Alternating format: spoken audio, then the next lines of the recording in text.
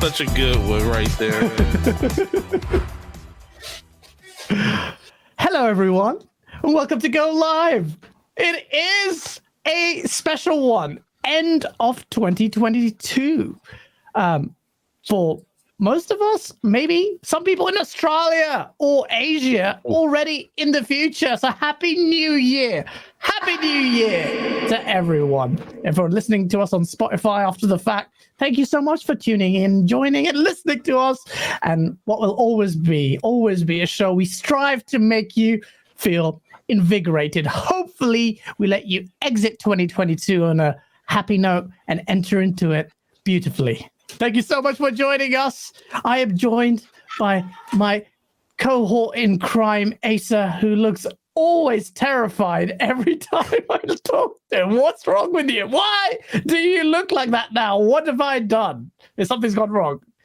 No. We're working. Everything's technically smooth. We're fine today. And yeah, for those of you that celebrate New Year, have a great New Year. Have a great 2023 and the rest of 2022. You've got a few minutes of that left. Personally, I don't celebrate it. I stopped believing in the passage of time a while ago. But for those of you that enjoy it, have a great New Year. And yeah, we're at that weird point where the news cycle pauses, but we can talk about the whole of the last year and the whole of the next year. So there's plenty to be digging our teeth into.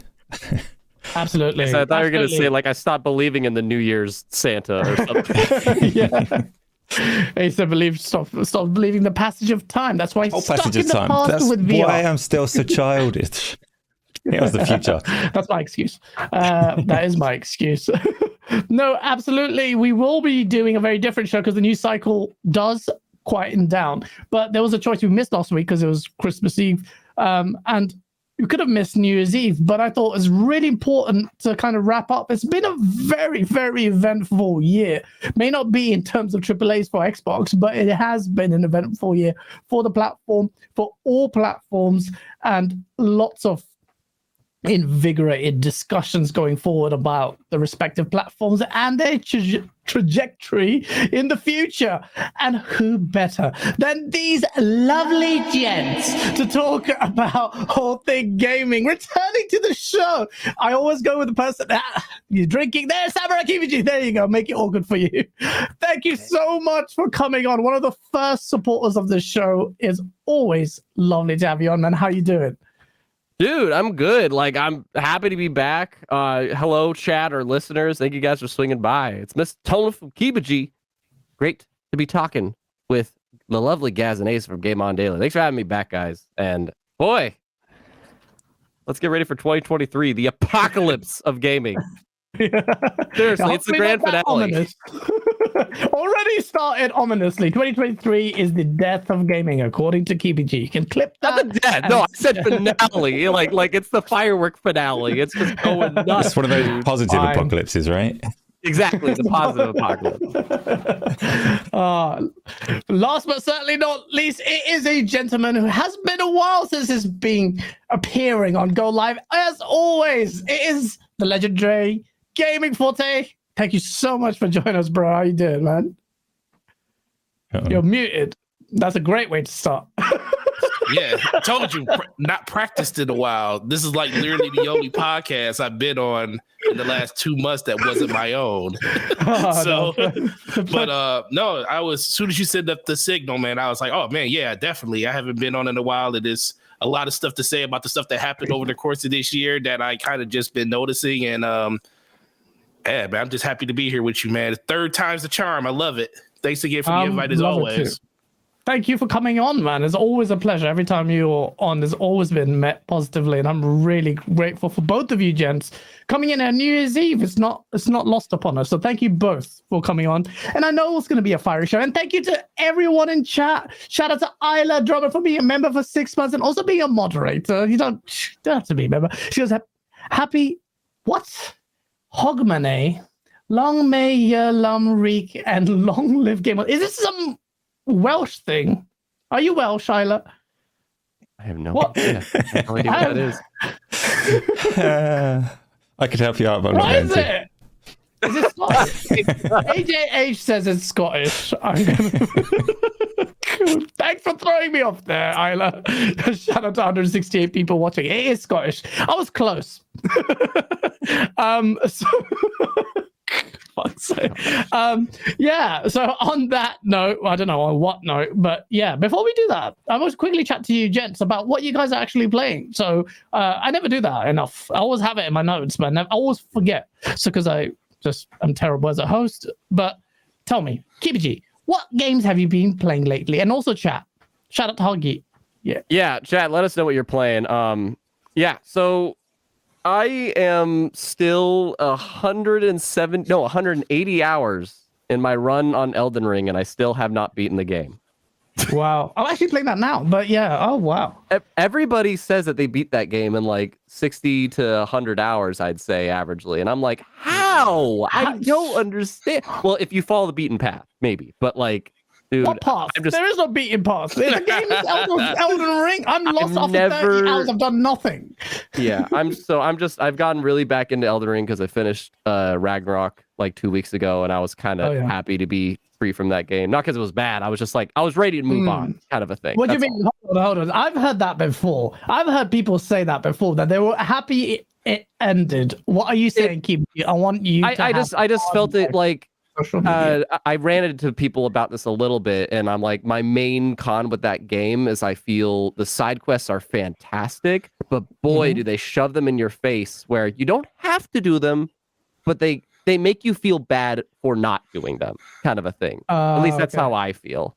But no, I thought it was a great game. Wasn't one of my favorites of the year. I made a thumbnail of that in my favorite games of 2022, and everybody was like, "Oh God, it's an anti-Ragnarok video," and I'm like, "No, I just thought that was interesting because it's always in the game of the year conversation. I thought that'd be an interesting point. Oh, it's not one of his favorites.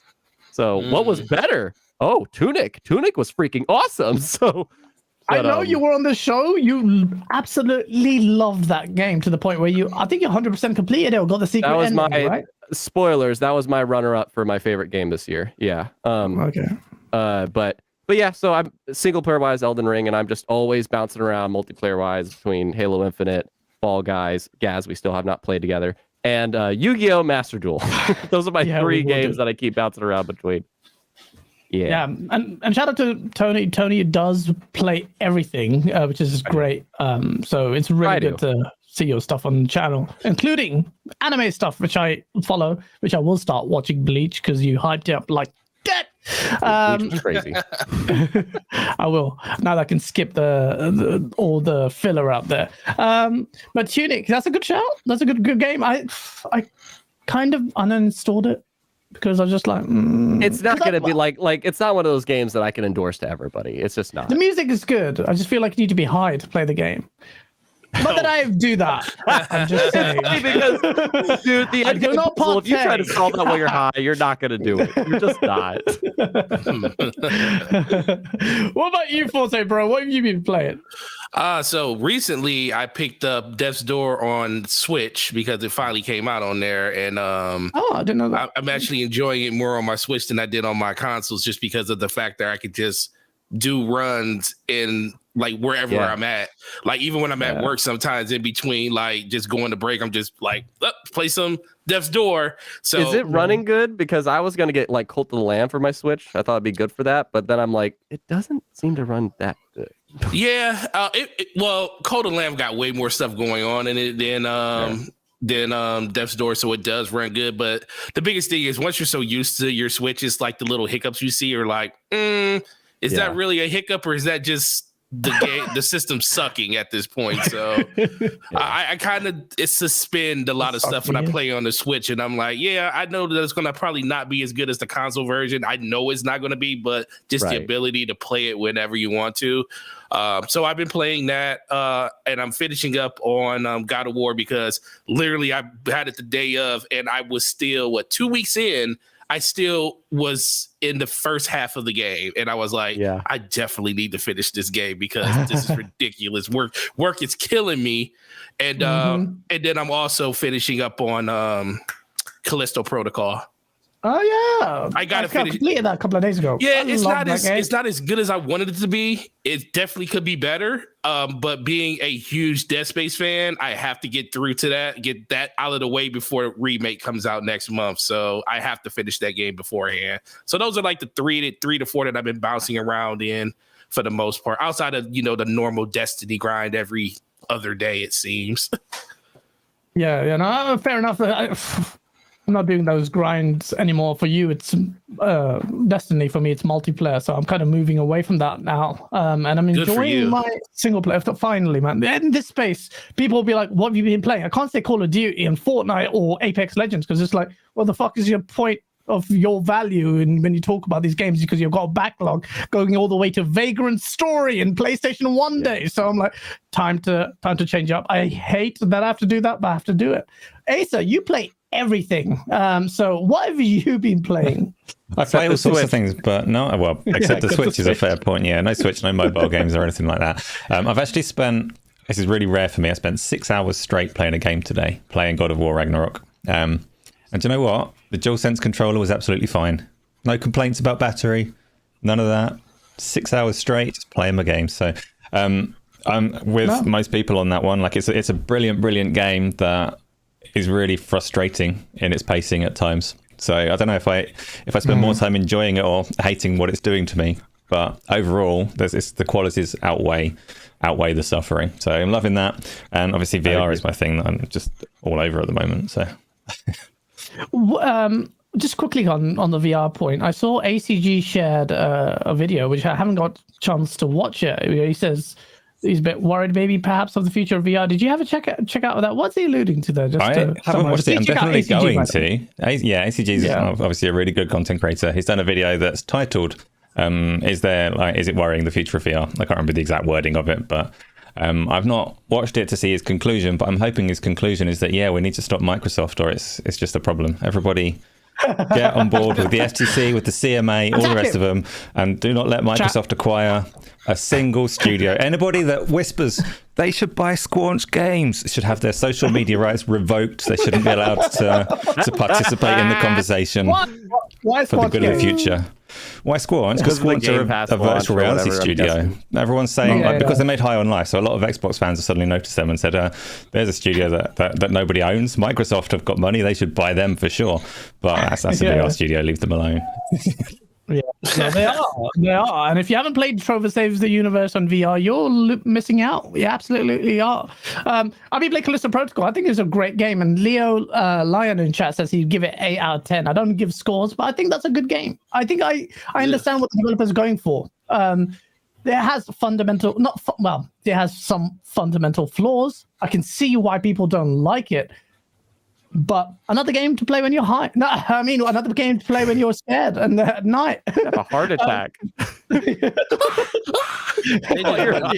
I just think they wanted to go more into the melee side of that game. Like I think that's the thing that people wasn't expecting the most. Because some people were just like, "Oh, Dead Space, I get to run around with tools and kill things again." But no, it's more melee based, and I actually like that kind of a little change up on it. I really appreciate the fact that they went for melee, because every melee encounter, even if it's like the normal enemy, it has meaning to it. Yeah. Now it's like and how it would be. And I feel like I'm almost like, come on, people, just try and see what they're trying to do with it. I know it's not for everyone. What was that game? Was it Condemned? That first person, really good game with the horror game with the melee combat. Yeah, that game's AI was incredible at that time. I mean, I'll probably hold out to this day. And that kind of first person, the weight, Callisto Protocol has that weight. I also really like the story beats at the end. The game really hits its vibes and without adding spoilers explains what's going on, and it's like, holy, like this. And it's a beautiful game that makes it much easier to be drawn into the universe. Violence, lots of blood, people's really good facial animations, voice acting. So but it goes to show, chat, like we always use Metacritic as I do, I'm the culprit here. Always say it for the sake of consensus. I always bring it up. Metacritic, what's the predicted score? Because we kind of need to come to some kind of established parameter, however flawed it is. But recently we saw High on Life, and then we saw Callisto Protocol, and there seems to be a divide between what fans or people who played the game think and what reviewers said. Callisto Protocol, maybe a lot of people were against it, but I just think it's kind of showing that people need to just experience games for themselves, as always, and make up their own minds, because reviews maybe out of touch with what you like. There's a lot there. Shout out to Danny Passion Official with a $10 super chat. Shout out to you, bro. He goes, Happy New Year. Hope this 2023 Gaz confesses that he's a secret pony. If you probably watched the video last week or the week before, I don't remember when, where we talked about, where I was scathing in my remarks for Spencer. Asa, it wasn't that bad, was it?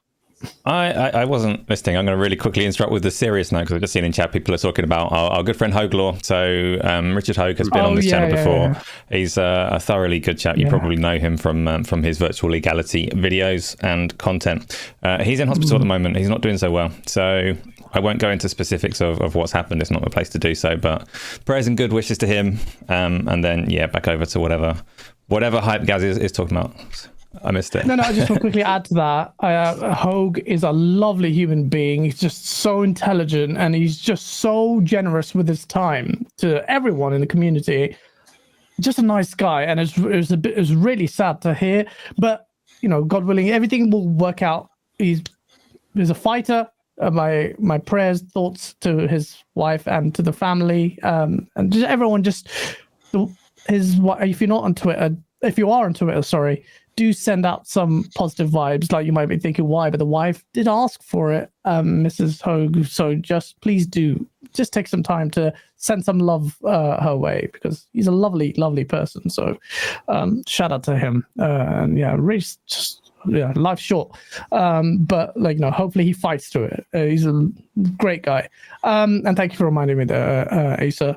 But to switch it back into Asa, my video that made the people shit themselves, despite the fact that I've been saying the same thing since E3.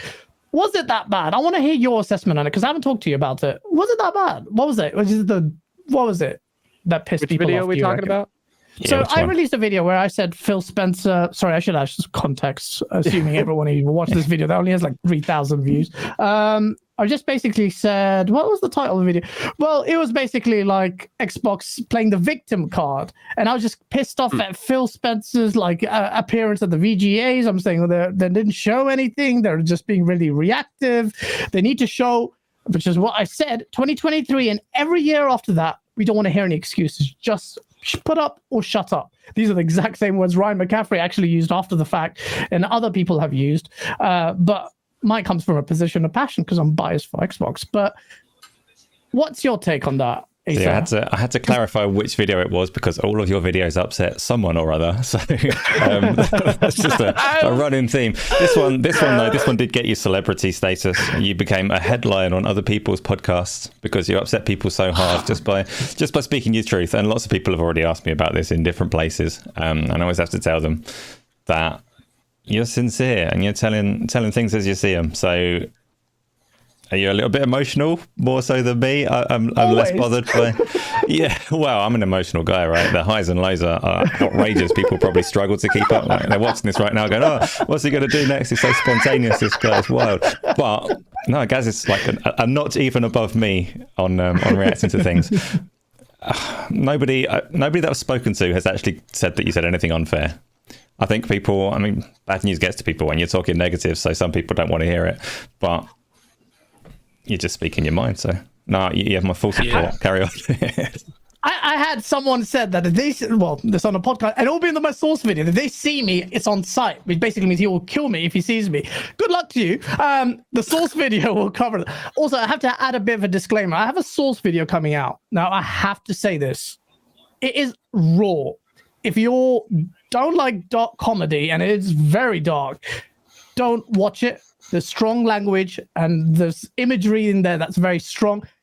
Understand it's done in the sake of humor and the kind of humor I like, dark humor and jesting, and it's all satirical. I have to explain this to people.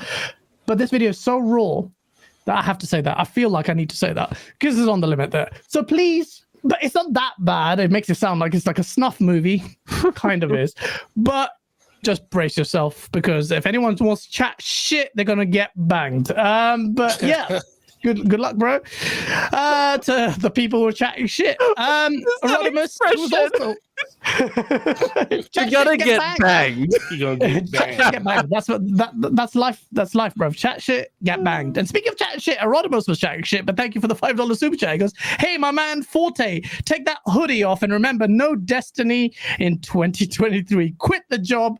Happy New Year." What are you gonna say to Erodimus? I told him he got to pay me $50,000 for the next year, and I will go and I will make a video of me deleting all 3 of my characters, and I will never play Destiny again. If he does that for 2023, he ain't got to worry about seeing Destiny ever again on me. Go for it, Erodimus. It's in your hands. The power is in your hands if you don't want Forte to carry on playing Destiny. But yeah, so let's move on. Like that was good chat to see kind of where everyone's mindset was at the end of the year. Erodimus says 50K you'll pay for you to stop playing Destiny. Hope that's in dollars. But yeah, It's in pennies. No, shillings. Shillings.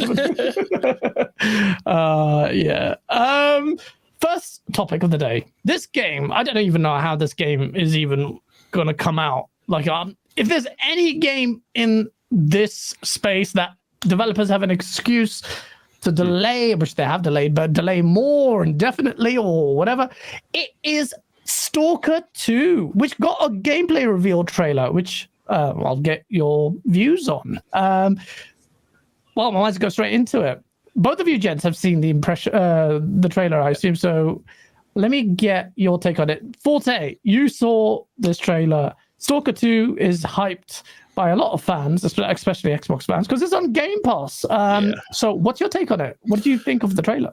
Yeah, for once again, one of the best looking games that's going to come out next year by just looking at that trailer alone. We knew that when we first saw it a couple of years ago when they first unveiled it. I like the little subtle thing where they said made in Ukraine at the very beginning. So, got to throw the little shot that, hey, even though we've been going through all of this stuff over the course of the last calendar year, we still are making our game, and our game, yes, it got delayed, but it is still coming out next year.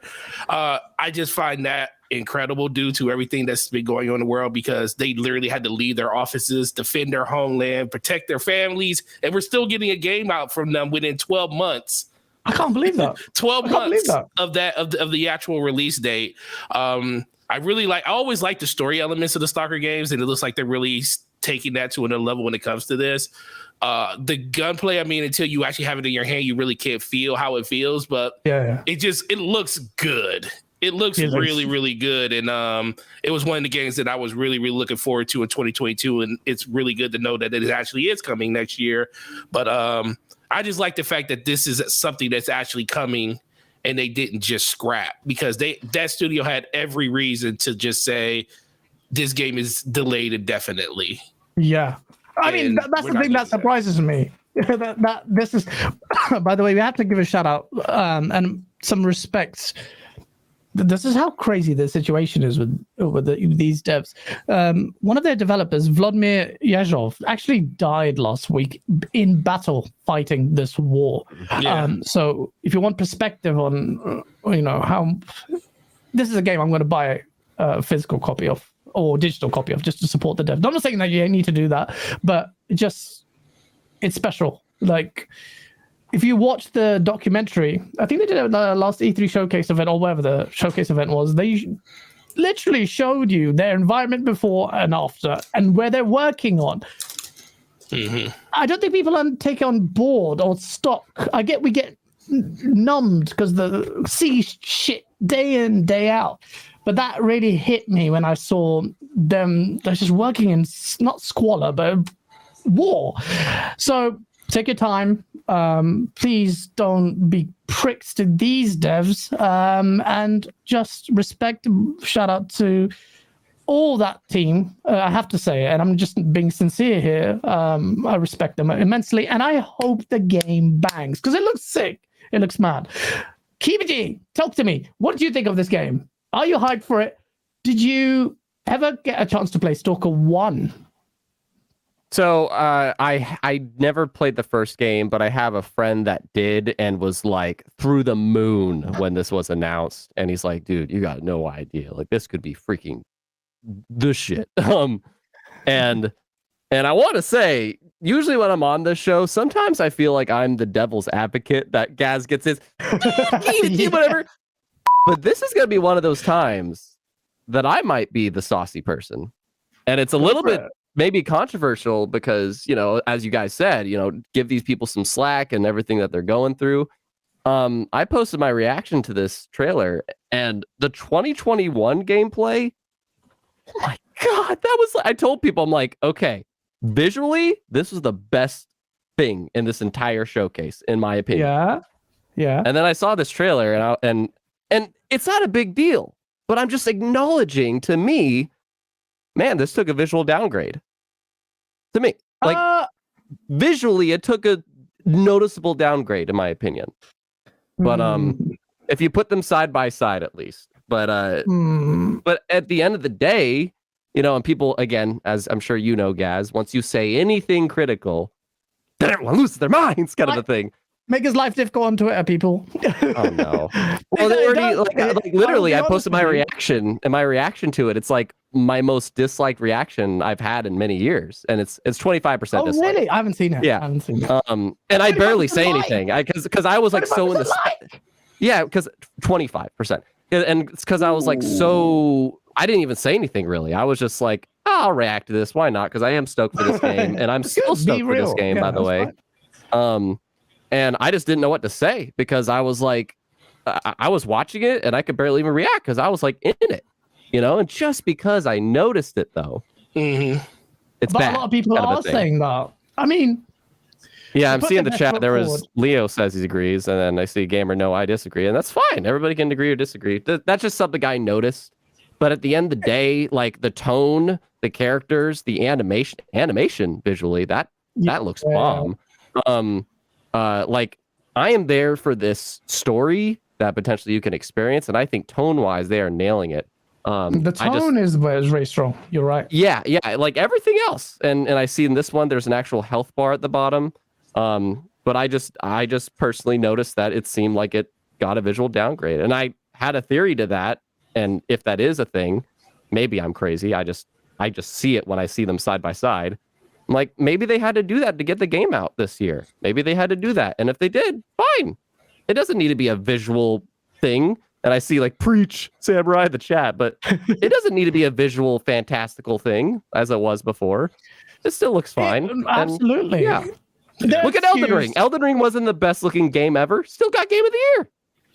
Absolutely. So, I did see initially, I thought, it doesn't look as visually astounding as I expected based on the initial showing. Still looked good to me, but it did feel like it. Okay, it's obviously just a few steps back, but obviously based on what they're going through or whatever reason, it's fine. Tonally, it seems to hold up still. Like Forte, you mentioned, without actually playing the game and the feel of the guns, we won't know how good it is, or generally anyway. But people are look.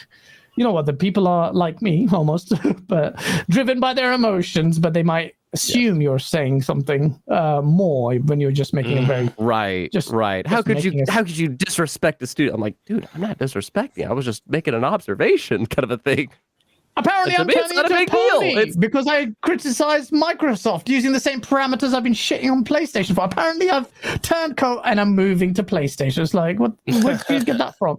Like, people are stupid, but they are. But don't take it to heart. I'm there for the story. That's what I'm there for. I'm there for the story. It looks like it'll be. I'm still waiting for the game that we see the day they announced it to look like that. I haven't. Yeah. That's why it doesn't really bother me as much. I do agree it does look like it has been downgraded, but to the point that I'm like, it still looks really good though.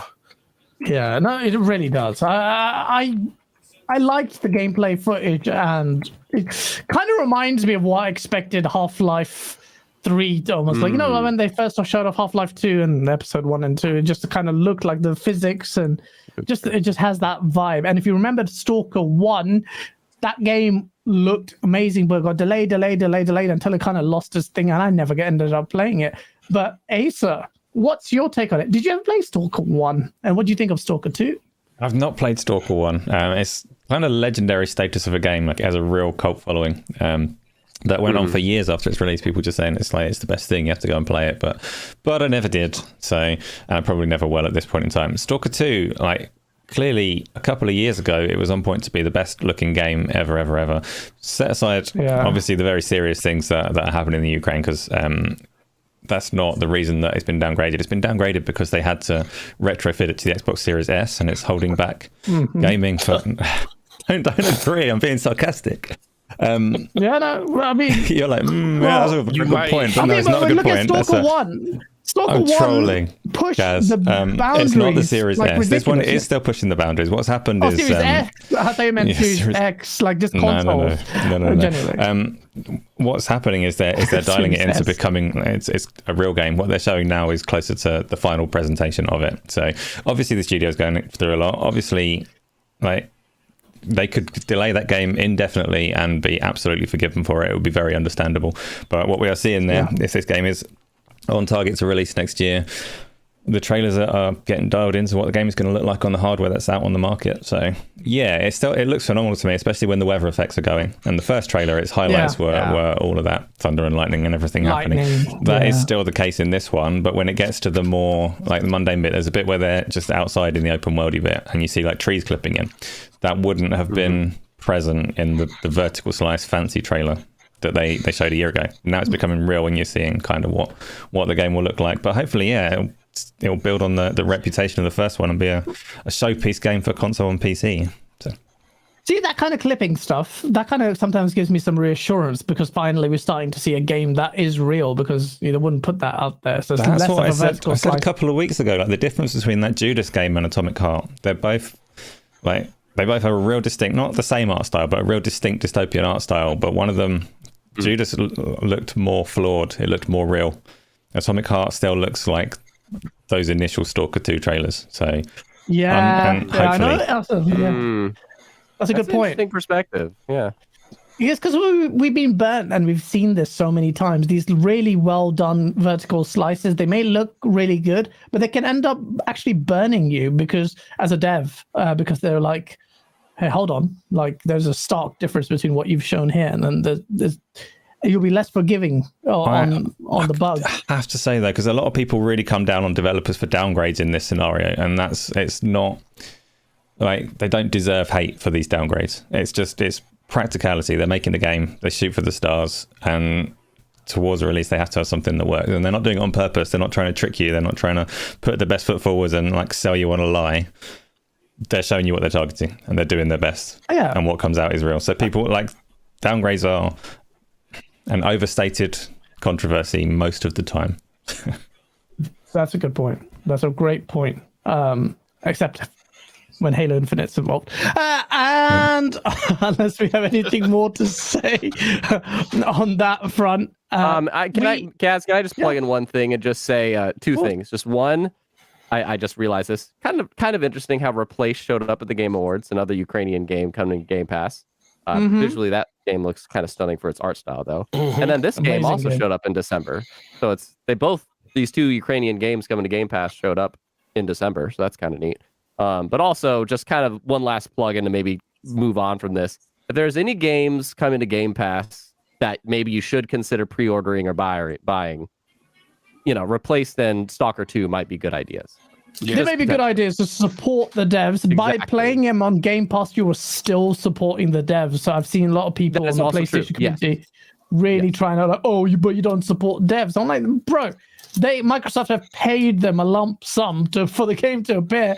Obviously, we're going to make use of our thing. So it's a bullshit point. Please do not fall for the stupid agenda of PlayStation fanboys who want to bemoan your enjoyment of this game by playing it on Game Pass. Do not feel guilt-tripped into buying a game because some moron with 17 chins on Twitter is making fun of you for that. So give it your time, or give it the... I was trying to think of a word that rhymed with cash, but yeah. Wow. Sauce. And on that note, but yeah, shout out to the devs. Wishing him all the best.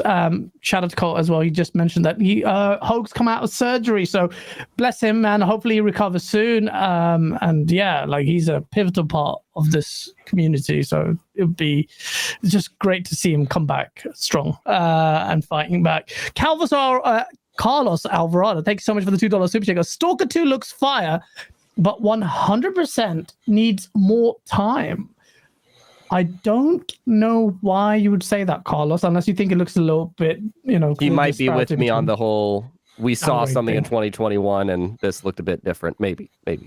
Look, the developers, I feel like the game is maybe pressure as well. Economy might be tanking as well.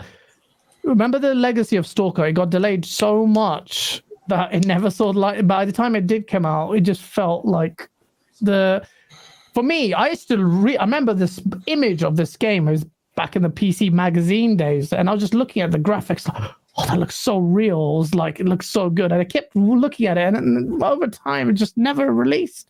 So the developers will be fully aware of that, and they don't want to lose any momentum and hype. So they'll want to capitalize on it. Ultimately, we'll have to trust the judgment of the devs. End result will speak for itself. But let's see. And I'm hoping for the sake of the developers, this game, especially considering what they endured, hits all the right notes. Rob DJ, thank you so much for the $5 super chat, man. Good to see you. He goes, hi guys, hi everyone. Please hit the like button. This is going to be a fire show. Facts. Thank you so much, Draw TJ. He's a lovely supporter of our stuff as well, I think, and just an all-round nice guy. So 2022. It's been an eventful year, and every single platform, apart from Nintendo, we'll talk about that. KBG has had some interesting years. Let's just start with PlayStation, because there's a lot of meat on that bone, because PlayStation has had a uncharacteristically strong start to their generation. And I'm hearing some noise. I don't know what that is.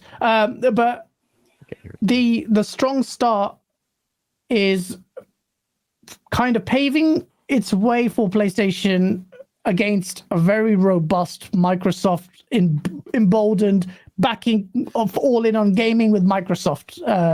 And it's starting to almost make us think like the status quo continues with PlayStation and last gen. So this year they had GT, they had Horizon Forbidden West, both games I'm not really massive fans of. They've had God of War Ragnarok. They've had other smaller hits like Stray, which won, obviously third party. But did you mention Gran Turismo? Yeah, GT7 in May. Yeah. Oh, sorry. Yep. So they've had a really good year. Maybe perhaps not for me, but God of War was there in the running for Game of the Year. Great year for PlayStation. What can you say otherwise? Can you critique it? Forte, talk to me. PlayStation had a mad year. You must have seen the hype. Their sales went up through the roof. They managed to put the price up at the right time when the console was available, and then they capitalized on it. Sony is Sony. So talk to me. What do you think? PlayStation smashed it, surely. Absolutely, they did.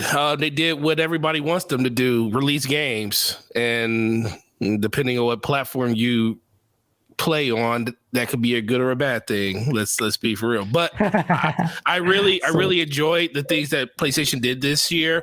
I mean, honestly, over the last 24 months, they dealt with all of the same situations that every other company and every other platform holder dealt with when it came to coming out of 2020 with COVID and everything. So they were able to still have studios release a bunch of different games. We had Ratchet & Clank and stuff last year, Returnal last year. A lot of good games that came out of those studios from their first party, and I think that has definitely done them well. That's why they're selling as well as they're selling when it comes to other platforms and stuff. Nintendo is doing the same thing, but I just like the fact it got worse. The reason I bought a PlayStation 5 day one, I bought it literally knowing that, okay, it's coming.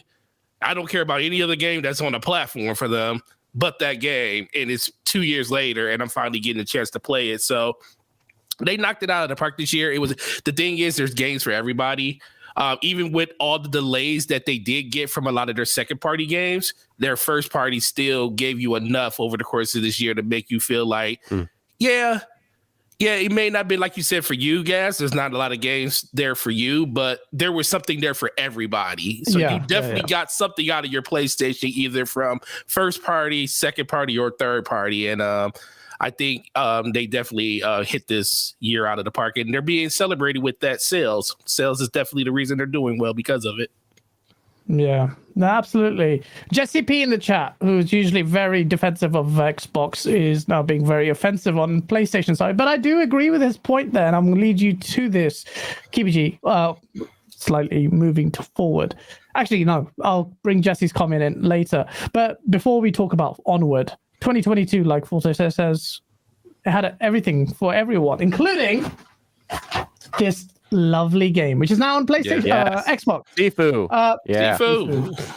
Yeah, great game. What do you think of to play? Because you got a PS5 this year. Or Yes, last year? I literally I kicked off the new year with like a big PlayStation 5 bundle like in January. So hopped on it, which is cool. Ratchet and Clank Rift Apart got my favorite game that I played this year on. That didn't come out this year. I freaking love that game. But anyways, Good game. but yeah, like no, PlayStation's 2022. If there's any complaints I have with it, it's kind of a similar issue that Xbox did in 2021 that people just for some reason keep forgetting, and that's that they released a lot of stuff kind of at once, and I don't like it when people do that. Okay, and it's you're what gonna I hate mean Xbox is next year then. well, maybe they're Maybe. lining themselves up to repeat, but just front half instead of back half. But yeah, PlayStation, they had great games this year, and you were talking about earlier with the whole Metacritic, if that's the judge or whatever. But in my opinion, they had great games this year. But Horizon Forbidden West, Gran Turismo 7, it's not a PlayStation game, but nonetheless, it was a PlayStation exclusive. Ghostwire Tokyo. And I think there was one more in March. I don't remember when Sifu came out, but it just seemed like they kind of front-ended their year pretty hard, and then they just kind of had like a thing or two sprinkled through the rest of the year. And I just want these publishers to spread out their stuff, especially if you're first party. It's not especially if you're happen. first party. But I talk about that in a video that I just did too about Xbox's timeline. I But think Horizon actually got delayed into this year, if I remember correctly. yeah, it did. But yeah, you're right about that, and that's also true. But I mean, trust me, they definitely didn't want to release that game next to Elden Ring. right. But yeah, other than that, like I still Horizon Forbidden West was one of the games I wanted to play the most this year. Still haven't gotten to it. You I won't played get to Zero it Dawn either. this year, It's but It's so boring. dude, I want to everyone play I talk because to says that. You played the game. I listened to Aloy for 2 seconds, and I just couldn't play it. It's so boring. Just so boring. I need to And play I mean, it. I haven't played enough. bought it. It was like I just half wanna- off or something for a Black Friday deal. Yeah, it will And- continue to be half off because it's boring.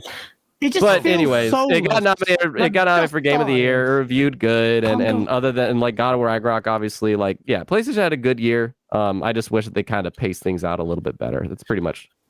Pretty much what I got. That game looks so good, though. And that's my thing about the game. I actually really like Horizon West. It's a good looking game, but man, Were you into Zero Dawn? that's the see. See, the thing is, Zero Dawn fell off the. Okay, so the magical the Meridian. When you get the Meridian, the game takes a turn. Either you stick with it or you fall off because they literally just give you.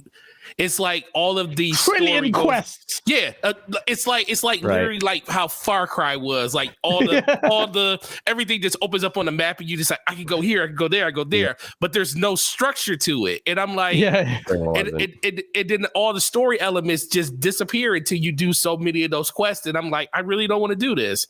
And so I really enjoyed the game until that point, but then it was like a slog after that. And then Forbidden West was pretty much that out. The only thing that saves that game is the fact that it's a really good looking game, and the combat is really good. Like the combat's really good. I like the combat in the game. I don't have a problem with the combat. I just get bored when I play that game.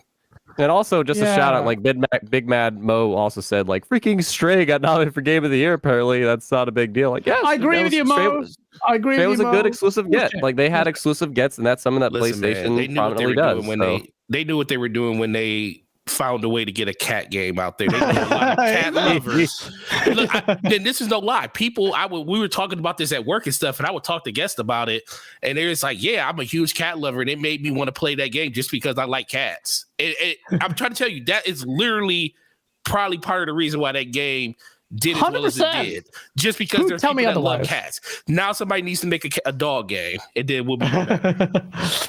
Actually, yeah, the cat versus dog community fighting each other. It'll be that PlayStation versus Xbox. But Stray didn't. Mo, I agree with you. I just don't feel like that game should have been nominated. Me personally, but other people liked it. But Code of the Lamb should have got nominated. Big Bad Mo goes, I call bullshit on a damn cat game.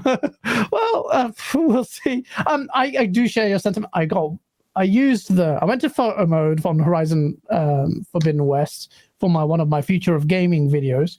Went in photo mode and graphics were beautiful. I'm like, yeah, okay, let me quit photo mode and let me just play a little bit. Oh, fuck, I can't do it. She started talking to herself immediately. Like, fuck this game. I can't play it. You are right there, Forte. Literally, soon as I hit Meridian, I looked at it. I was like, boom, Ubisoft game in my face. I'm like, fuck, no, I can't do it. Can't do it. And that's exactly where I stopped playing. It's not for me. I'm not saying it's a shit game. It's not for everyone else. It's just maybe one day I'll play it, and like you say, the combat is good. It will get me there, but I don't know. I can't find the drive to play that game.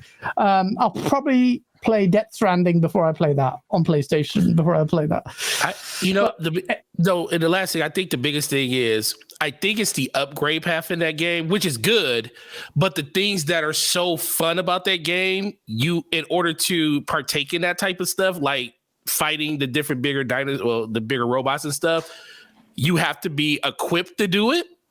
And the fact that you have to go through those upgrade trees to get to that point, it's not like the older games like Turok, where you're just playing the game and then you come across something and then you're like, oh, I can just fight this now. Because think about that was the thing about games like that. When you first saw Horizon, it's like, oh my God, it's Turok with a girl with a bow. It's cool. So that was the thing that kind of got people into it.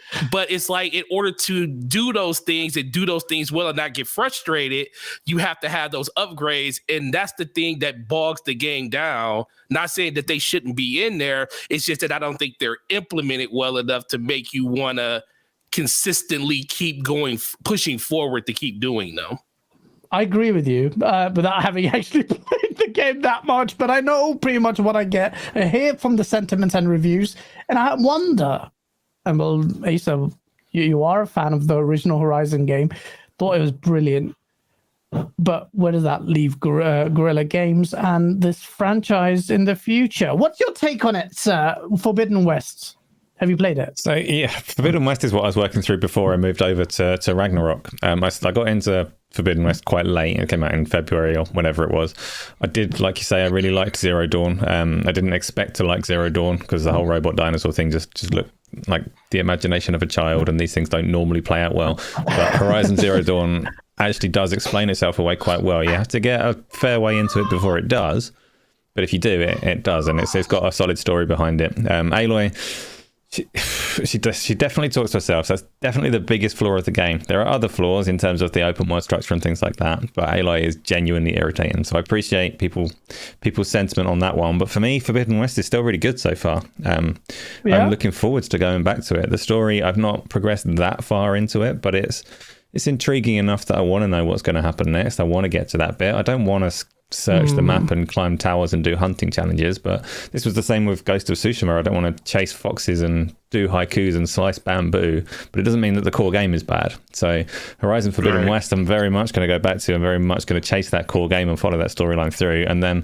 when I've done it, I'll come back to you and tell you if it was good or if it was bad. But for now, still on my list to get through quite soon. How long do you think it's going to take you to get to that point? That's the question. Good question. A while. So games are too long now. Games are far too long. This is why I've been struggling through God of War. God of War, I've been waiting for so long to play Ragnarok, and I can't remember if 2018 felt the same. I really, really liked God of War 2018. I came away from it with a really positive impression. And then I think back to it, I try and reflect on it in light of Ragnarok. Did it have this same structure? Because it had the same structure, but did it irk me in the same way? I can't remember. Well, I'll tell you, as for God of War, for me, I was maybe because it came out early in the year too. It didn't come out during the holiday, which was, oh my God, crazy. But I found a way to get through God of War 2018. I think it took me about 3 weeks to beat it, 3-4 weeks to beat it. I had like 42 hours until I did everything in the game. This one, I really like it. It's more of the same. It looks way better. I like the enemy diversity a lot better because you're not fighting the same things over and over again. The different rounds have different enemies, which is definitely something that I think they really listen to their fans about.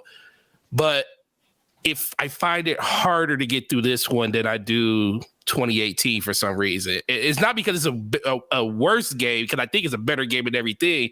I just don't know if it's the fact that I just think they padded out the game in certain areas where they didn't have to do that, or it's just that I'm not as interested because they didn't change enough when it comes to the story component and the combat side of it. But when it comes to the enemy side of it, everything is good, and I think the story's just as good.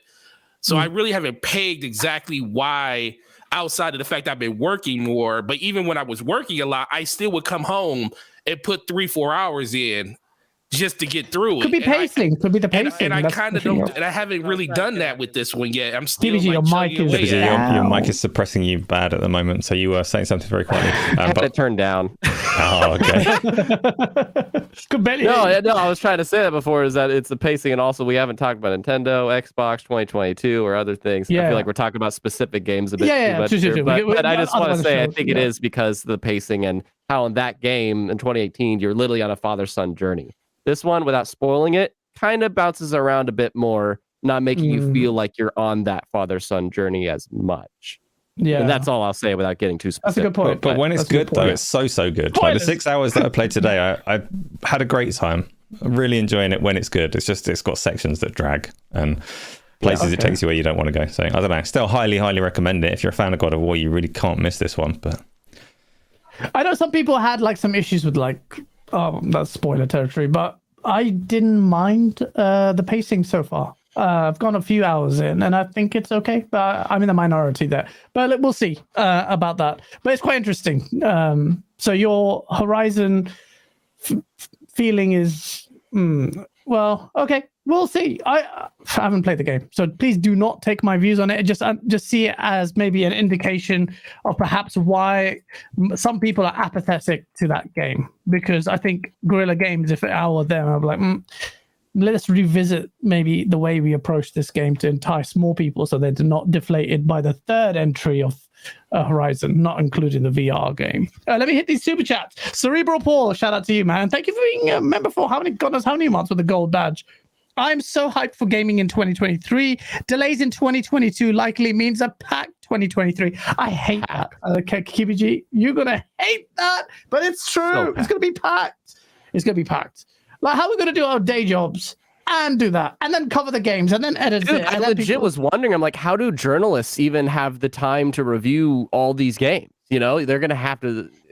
But crazy. That's their full-time job. Like, for them, I want to ask them. Like, man, do they actually give you guys time off from the creating stuff to play this? Because there's so much coming out in 2023.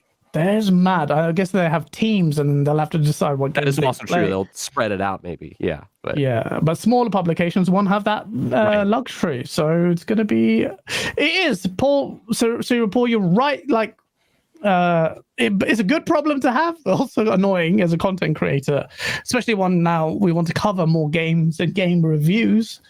It's going to be tough, but it's a good problem to have. So we're complaining about nothing. Jacob, thank you for the SEK9. I don't know what that is, but shout out to you with a smiley face emoji. Gunstar, give us a HYN vocoder tune in the style of R. Kelly pre-sentencing. I don't know what you want me to say. If you like auto-tune, you'll love the next Source video. That's all I'm saying. Purple Tree Frog, shout out to you, man, for being a member for 8 months. He goes, Happy New Year, everyone. Evil West was much better than I thought. It was going to be based off of. I thought Evil West was much better than I thought it was going to be based off your review, Gas. Purple, that was why I did it. I made it sound really bad, so when you do play this absolutely game, you'll enjoy it more. And look, it's each to their own.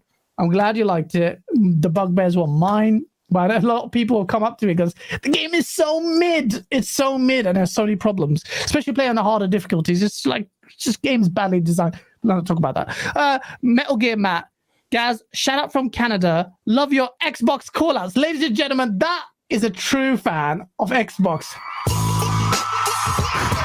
Shout out to Metal Gear. Yeah, thank you for that, and thank you for the support. It's very rare these days.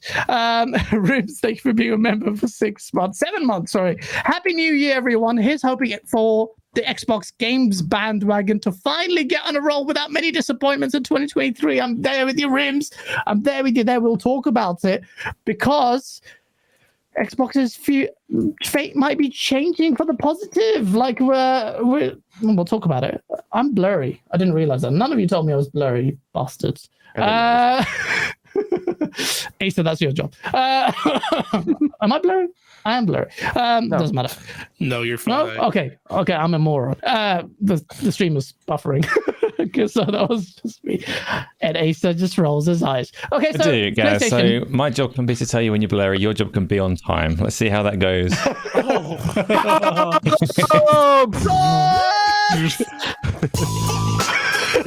Yeah.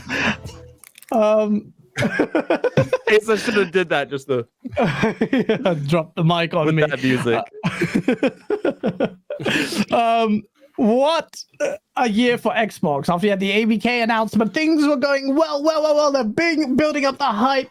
Boom! Mega failure. Starfield and Redfall got delayed. And since then, we have heard nothing. They had a poor showcase event. They've had nothing at the Game Awards, and hence the video. But, well, we'll talk about the butt in a bit. Oh, we love the butt. Forte, talk to me about the butt. No, don't talk to me about the butt. Not yet. Just tell us. Not yet.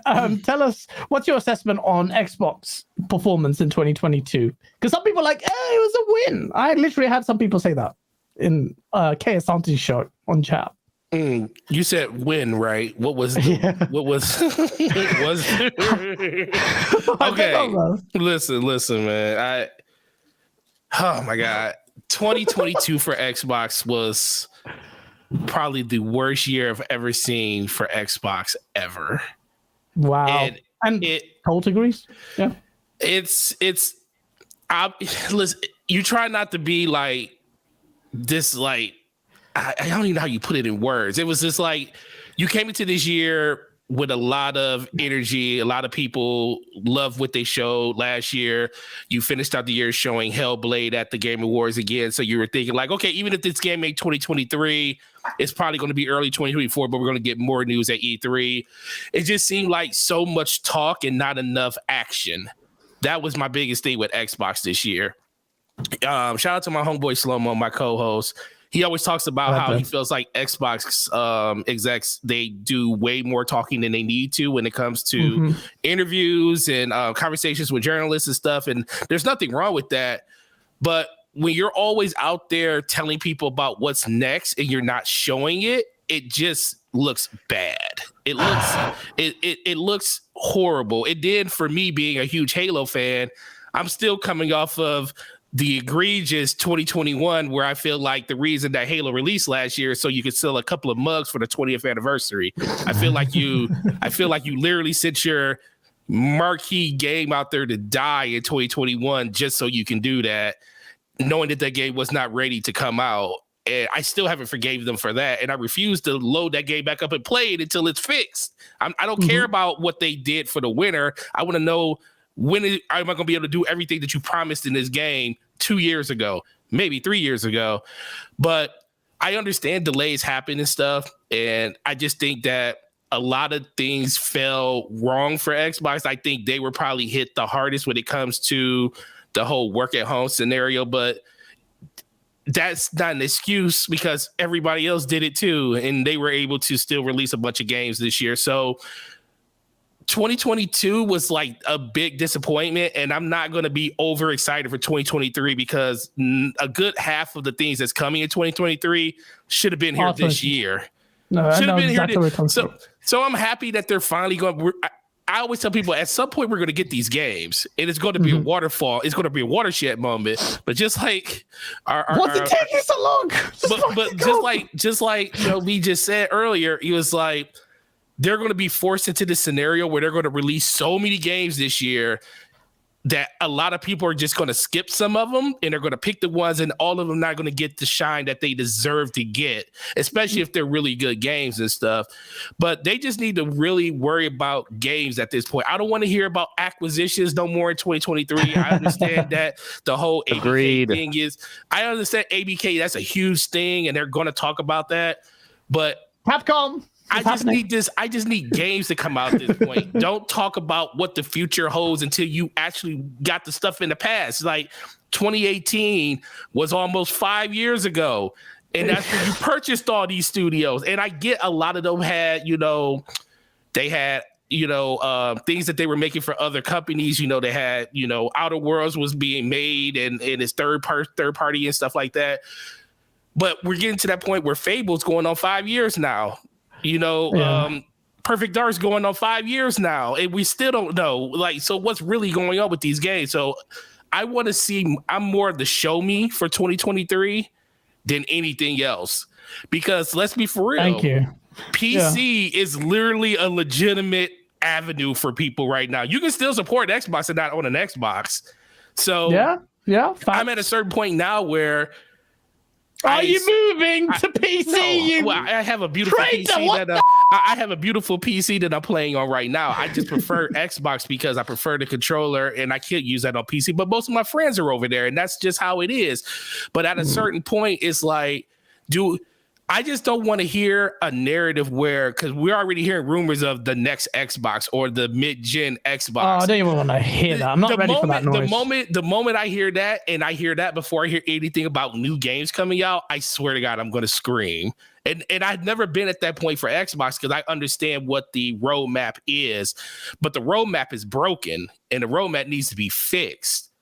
And that's what I want to see Xbox do this year and come into 2023, because 2022 has been horrendous, and they should be embarrassed by what it's actually done, because it's done irreparable harm to just the overall ecosystem what Xbox is. And I just want them to do better next year. Yeah, way better next year. Master Jess, hardcore Xbox guy goes, just leave, man, leave Xbox. Doesn't you say Xbox? Because no, just leave. Like his house is Xbox. And guess what? And people like that is the reason why Xbox can get away with the stuff that they've been getting away with. Thank you, ladies and gentlemen. That's the whole reason this happens, because people go on and celebrate Xbox even when they're doing terrible. If they're doing terrible, don't celebrate them. This is my point. Like, look, I don't want to make it about me because it's like self-centered prick, but people coming at me like, look, I could either just shut the fuck up, I could toe the party line, or be this annoying cyst on XNC where I know that people are listening, like the Xbox execs are listening, and be relentless in my scathing critique of it. Because what would you want? For me to start mindlessly cap like everyone of the yellow chair gang and just say, yeah, Xbox 2023 is going to be great, or just be be a dick, just be unrelenting, make sure you alienate yourself from all the Xbox fans, but purely for the purpose of making them listen, so that when they're devising this event, they're like, fucking these pricks, especially like they have that gas, no matter how annoying this dickhead is, let's just get the show right, let's get the event right. These guys are making a lot of noise, let's just deliver.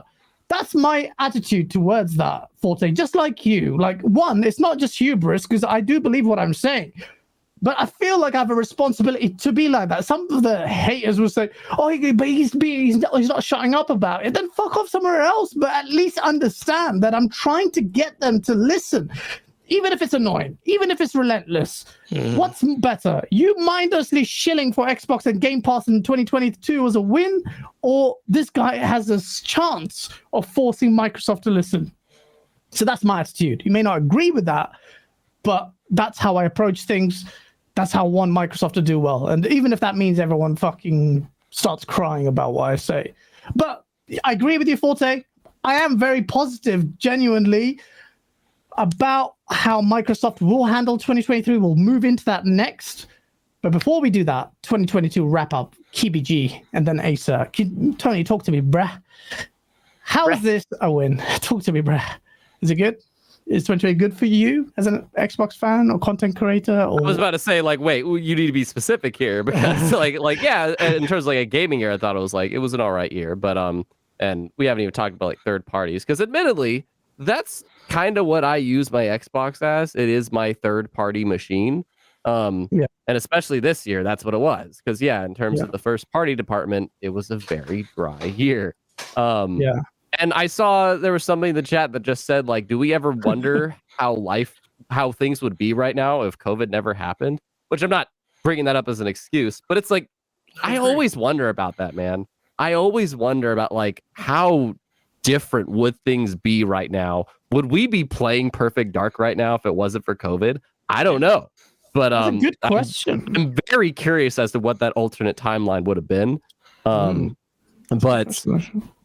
in terms of like Xbox specifically, because third party wise, like I said, Elden Ring was my game of the year, and I played on that. My roommate, he was happy because he got to play Final Fantasy Crisis Core, and he's playing that on his Xbox, and we got to enjoy some nice third party stuff on Xbox. But first party wise, it was Pentiment as a very nobody played it, but as a small project that Obsidian, holy shit, a studio that is working on 4 games at once. You guys are crazy. I'm saying Obsidian are like, holy shit, that's insane. And earlier on in July was As Dusk Falls, which was a partnership with Xbox Game Publishing and I forget the actual developer. And I think that was it. Like that was it in terms of first party stuff from Xbox this year, but nothing notable. As you said, Gaz, the year kicked off with a lot of big news, so to speak. The biggest gaming acquisition we've ever seen. The continuous year of drama that I cannot wait to be over, but at the same time, sometimes really enjoy it. And Bethesda also kicked off the year saying, hey, Starfield and Redfall aren't really going to make it. And I will say a year that we all begged for an Xbox Direct. And that is something that I really, or state of play or whatever, just some form of a showcase or mini showcases that are more sprinkled throughout the year, like Nintendo and PlayStation do. Instead of the Grand Slam one that they do. They didn't do a massive showcase, but they did smaller ones, which were good. Which one? Sorry, what? PlayStation didn't have a big showcase reveal. They didn't have a big one this year. You're right. Yeah, there was no PlayStation showcase this year. But they got away with it. And I thought Xbox's June, their summer showcase, I thought that was actually good. I thought it was good. I liked their 12-month strategy because, as we're all complaining, what's coming from Xbox? And we're always speculating that. So this 12-month strategy, I thought was a neat one to have their big showcase focus on that. And I personally hope they continue to do that. And because that gives us a good idea to the immediate future. And that's pretty much what I got. I was just basically like, that's like listing the stuff that Xbox did this year, super summed up. And I was looking at my yearly played things. I spent like 100 or so hours on Nintendo, just over 200 hours on PlayStation. And I spent like over 900 on Xbox. And I think that's just because I'm just, for now, functioning off of Game Pass. And I'm just playing games while I wait for the first party games. Obviously, I want them to build that rhythm, obviously. But in the meantime, I'll just keep playing games until then, kind of a thing. And my main thing we'll talk about going... Xbox stay, not afloat, because Xbox will stay afloat regardless, but it really helped. Yeah, and that's another note to say, too, is somebody said this in the chat earlier, too. We found out this year also that Game Pass is apparently profitable, which a lot of us did not think it was. Like, we thought they were going down the hole with that. Colin still doesn't believe you, Colin Moriarty, or Microsoft. He doesn't believe Microsoft, but but that's quite big. Now imagine when we do get those games, but then his argument is predicated on the notion of what about the costs of these first-party games. I think we would have had a much different year if they did what I was saying earlier, which is spreading out their damn releases. And because 2021, the back end of that year, they released 6 first-party games. That's insane. Yeah. And if they just pushed one or two of those back into the first half of this year, I don't think we would be talking about this as much.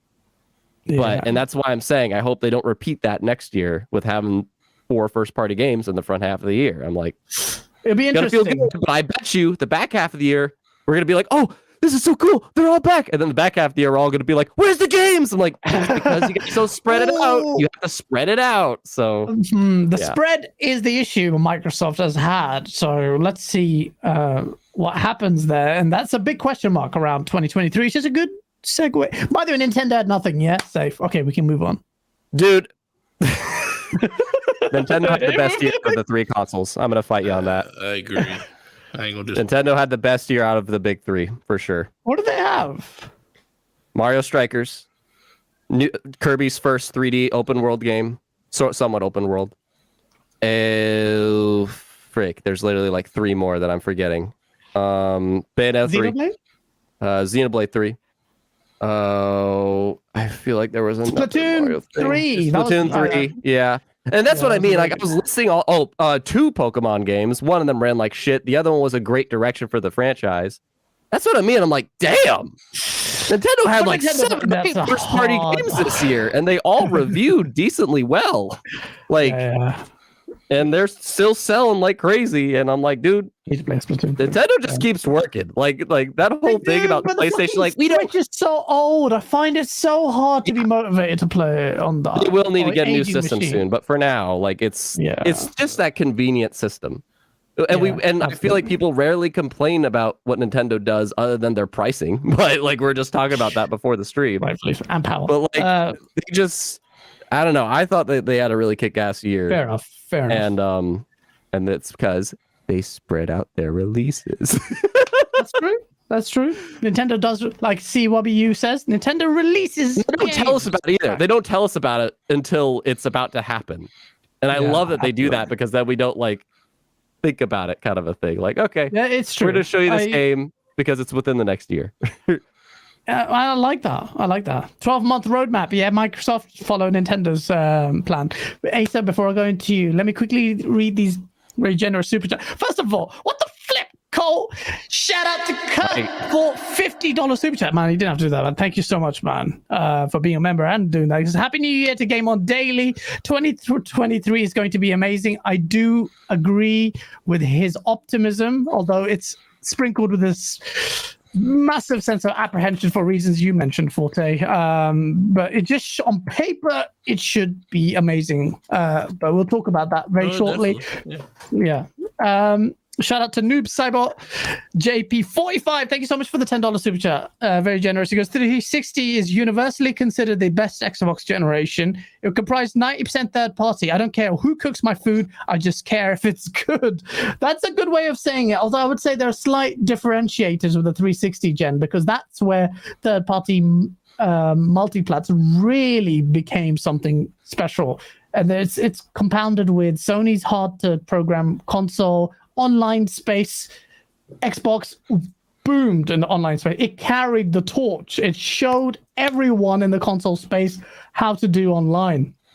There's a lot more there, but I get your sentiment about you don't care who cooks your food. I care about who cooks my food. But fair enough. If the food tastes good, fine. Your baby father, good to see you, man. Thank you so much for the $10 super chat. I always hear that Phil Spencer and crew watch and listen to shows like these, but I can't believe they do and still seem disconnected with the wants and needs of their community. Marketing ? Great point, your baby father.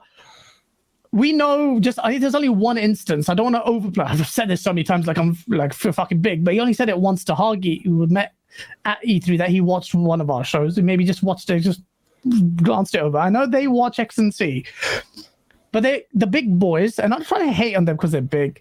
I felt for a long time that be nice and just be like pretty like and I just I just want that to change. I just want someone. It doesn't matter if I'm going to be the dickhead of the community. I will be there as long as if there's a chance for them to listen. There's a chance, and I think there's some value in that. Spaced Overkin for the $5 super chat. 4.5 years ago, Xbox just had 5 studios. They expanded rapidly, and COVID hit, affecting for 2 years. Are we being fair with Xbox? marketing fail, though? Well, doesn't excuse them, but it's still a $1 trillion company. They made those promises. They made those covenants. They cannot manage their own first-party studios. Doesn't mean that we should bend ourselves backwards and contort ourselves to make excuses to facilitate them. Yes, these are the realities of it all, but Sony is doing well considering it's comparatively tiny. Yes, they've been in a whole generation more than Xbox. They've built a legacy. There's a lot more to it. There's little value in making excuses for $1 trillion company, in my opinion. Be relentless. Can I comment off of that? Absolutely, you can. Go for it. Colt had a good comment on, I think it was, I forgot whose show it was, but he said, like, I was at the gym and I saw a commercial, and at the end, I didn't see what the commercial was, but at the end of it, it was PlayStation. It was the blue screen, and I saw that. I never see an Xbox screen on my television whenever I watch television. True. Exactly. Like, exactly. PlayStation puts out the money to do that. They market their games really well, and it's like, oh, but we acquired somebody. Just market. I don't want to hear about acquisitions. Market the games, develop the games. Just do that. Okay.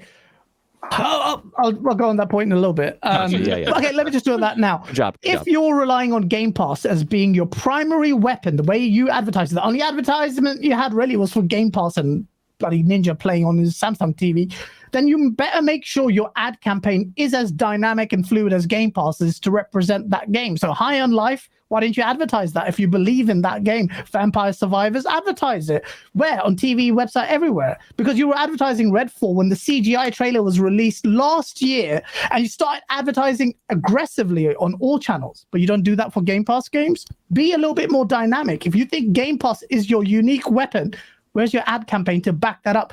Almost Xbox fans unanimously, I think, will agree. That's a good question. Where are you right now, Paris? Huh?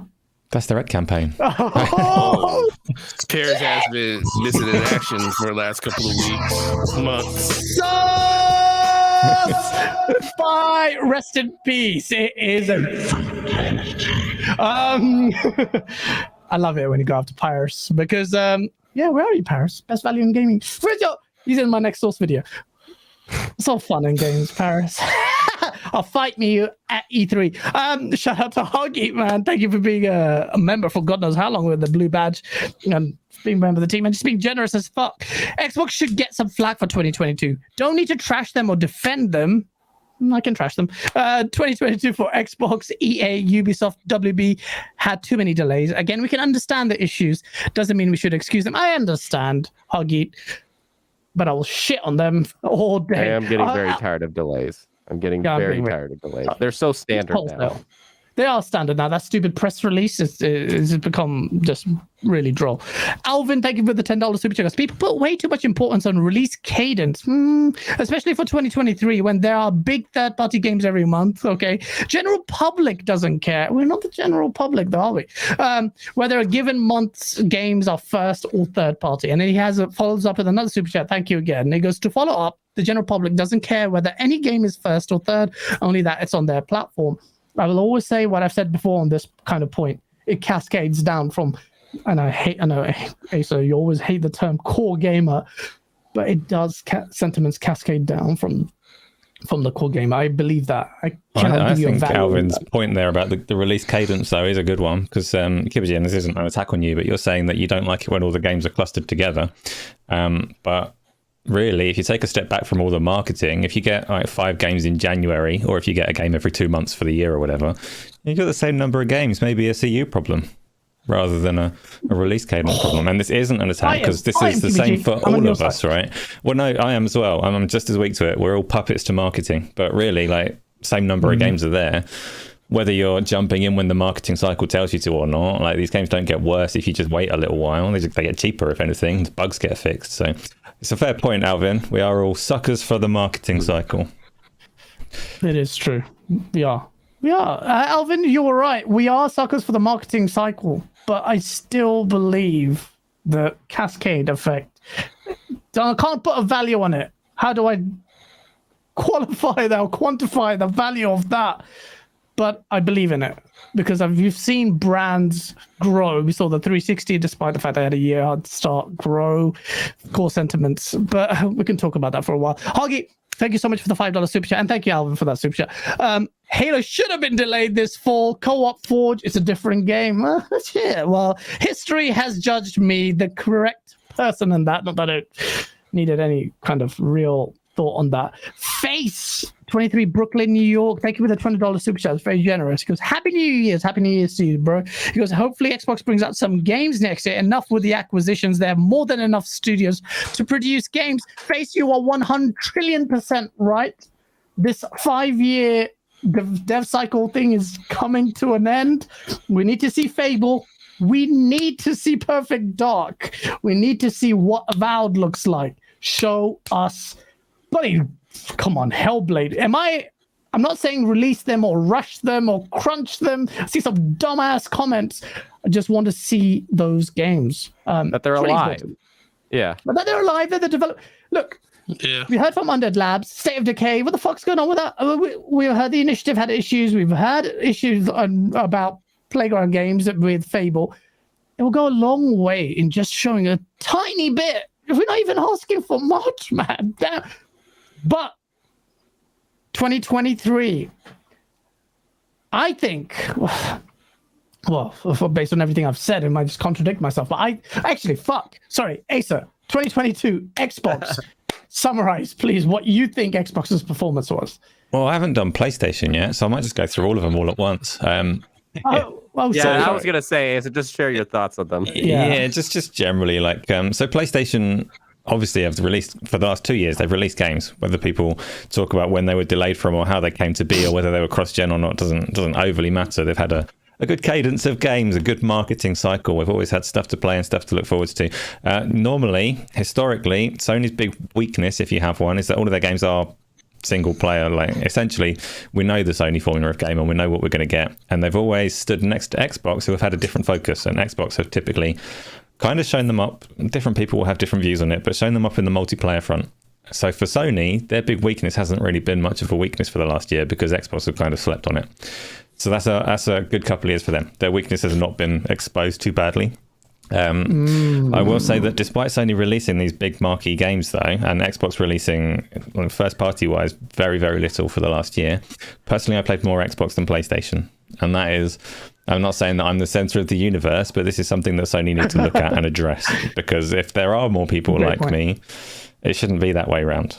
It shouldn't be the case that I've got one game on the go. I've got Horizon Forbidden West or I've got God of War, and they're sitting in my suspend resume queue, holding my PlayStation hostage. I'm not going to take them out of that little suspend resume until they're done, and they take 40 to 50 hours. So Sony should be sitting there. And this is, we've been saying for years, that they're the big threat to Sony is not necessarily that Xbox will sell more consoles, but that Xbox will take time from the people that have both. And this is exactly what's happening for me. And I'm not a big Xbox person. I play a lot of PC, I play a lot of VR, I play a lot of everything. But apart from the Switch, which doesn't really count for me, PlayStation's probably my least played console, despite having some of my pinnacle highlight games for the year. So that's something. Great point. That's a great point. Thanks, and you did guys. say, I will back you on that. You did say this thing about the time, the time consumers devote on the respective platforms. And you're leading on to something that is a deeper topic there. Do a video, you bitch! No, sorry. Next topic. Sorry, Xbox. We haven't got to Nintendo yet. So we've kind of touched on Nintendo a little bit. But Nintendo, for the last 2 or 3 years, I always look over the fence at that little Switch, wondering if mine still works after I throw it over my shoulder. They consistently have games that I want to play. Right? I want to play so many Nintendo games. I just do not want to play them on that device. But, if everybody goes towards heavily microtransaction service-based games, Nintendo might be the last bastion that I have to look towards and wait for sales on Breath of the Wild forever. But they're constantly pumping out good, appealing stuff. So I so want them to release some hardware that I can play these games on. You. I think we're all sick of the hardware. It's so outdated. What about Xbox? Well, I kind of touched on them already, and I've played it a fair amount. Game Pass has been good for me. I played a lot of games on it, but also outside of Game Pass, quick resume makes a massive difference. The primary reason that I'm playing more Xbox than PlayStation, it's not actually Game Pass, it's quick resume. It's very easy for me to bounce between things. So I'm very surprised that Sony haven't gone, actually, we're gonna take back like 50, 60 gigabytes of our super fast hard drive, because we can see the value of this and we can see the way that it's changing people's habits in playing games. That's not a 2022 feature for Xbox, but it is a big deal to me. So I've played a lot of games on there. And on the PC side, I got my little update email from Steam saying what I've been playing this year. I've not got one from PlayStation. They don't love me enough. But Steam say that I've spent most of my time split between Elden Ring and Skyrim VR. So that's what I've been playing for the year. I don't know. I'm happy with all the platforms. I'm really looking forward to Elden Ring on PC. Yep, I'm really looking forward to Monster Hunter Rise, Atomic Heart, a whole load of things. Like Xbox is going to keep on kicking, even if their first party is a complete shit show for the next year or two. We shall see. Hey, so you are so fucking intelligent. I don't know why, but you are, and you hit the nail on the head of multiple nails and multiple heads. But I will say this: like one thing, the quick resume factor is really important. It has changed the way I play games. Yeah, for you as well, Forte. Like easily. To the point where a game that doesn't have it, which a lot of the service games like Call of Duty and stuff like that you play that doesn't have it because they always have to log in, you notice it. I'm like, oh my God, I got to actually wait for the game to load up. It puts me off. It doesn't matter. Yeah, it does. And honestly, like, I think that's a very important feature. That was a game changer. And I don't want Xbox ever to forsake that for any future generation or console. I think that's really big. And I think that your final point there, Asa, you're right. And this is where leading on to 2023. Even if for whatever reason, I don't think Xbox will do this, but if their first party shit the bed completely, there's so many good games on third party deals coming to Game Pass that you're actually excused in 2023. Not bullshit this year. I'm not saying it's shit. There are good games like Scorn is obviously not going to think. Again, another game you want to get play when you're danked. High on Life, especially. And I need to add some disclaimer there. But, like, really, look, 2023, on paper, it just looks like it's Xbox's year. And on paper... I don't. Why? You just said it did? No, I said that. I know, because I like many things, Gaz. Just because I say that I'm going to enjoy some Xbox Game Pass stuff next year doesn't mean that it's Xbox's year, because you know me and you know what I'm looking forward to next year more than anything else. And it's not a pancake game. What? Oh, the PSVR 2. Fuck out of here. Bloody PSVR 2. Well, I'm not going to buy that day one because it's quite expensive. But if you're telling me, Gaz, because I'm a fickle man, and you say, Gaz, you call me and say, Gaz, I've got the PSVR 2. You never call me, you piece of shit. But if you said, message me, text me, whatever, say, Gaz, or do a video on it, say PSVR 2 is incredible, I'll buy it like that because I trust your opinion on it. No matter how biased you are for VR, you non-pancake biased man. But yeah, no, honestly, look, 2023, despite what Asa said about pancake games, it is on paper. Forte, surely. Look, I want to believe, and I think it will be there. Look, someone asked me on KSanti, shout out to KSanti, by the way, and this is great show. Gaming Circle Podcast, shout out to them. Yeah. Shout out to him. And I was on there earlier this week. Check out KSanti's channel. It was on, it was pre-recorded. And in a long-winded way, what would he asked us a very good question. Guys, you've been so thingy about them. What would constitute a good 2023 for Xbox? What would constitute a win? So we know finally what you want. What if Xbox deliver, that would be good. I want to pass that question on to you two gents. Forte, what would Xbox have to do to finally, and I mean specifics there, like what do they do? So 2023 is a good year. Chat, you can also let me know what you think would be the win. That bar is real low right now. I think I need to release games first. Just release some games.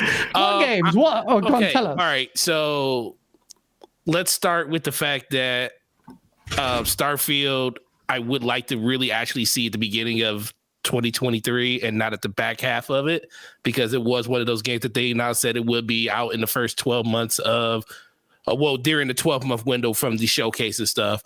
I definitely want to see that. But the biggest thing for me is mostly games that they haven't shown yet. I know that Starfield's going to come next year. I mean, at least I hope. You never know with Xbox at this point. But I hope that those games do come. And if I'm going off the premise that those games in 2023 are actually going to show, it's most about the stuff that they haven't shown me yet. Like, I haven't seen Fable yet. I need to see Fable 3. I mean, the new Fable. I need to see the new Fable. I need to see these games. I need to see Avowed. I need to see what you're actually working on past 2023, because we already know that you're going to have probably one extra surprise for 2023 that you haven't talked about yet. That's going to probably come out at the end of the year. At least that's what we're hoping for. But I just need to know what all of these extra studios that you've been working with over the course of the last 5 years is releasing. And that's the biggest thing for me. So games is an easy one, but we don't need to be going to midway through 2024 saying wait till E3 2024 to see what the coalition is working on, or how far Crystal Dynamics has actually progressed in making the next Perfect Dark game. That's something we need to know within the first 6 months of the year, because we're coming up to that golden mark where the Xbox will literally be in its going into its fourth year at that point with these new systems. Yeah, with these new systems. And we already know what the roadmap for all the other platforms are already pretty much going through next year, going into the next year. Xbox is the one that we don't know exactly what these games look like at this point for the most part. And that's what I would like to see from them mostly. Games is easy. I want to know what these other studios are doing for the most part. Thank you. And see it, not just know. See. I will say I disagree about the other platform timelines. Come on, let's go. The other Mr. Contrarian, let's go.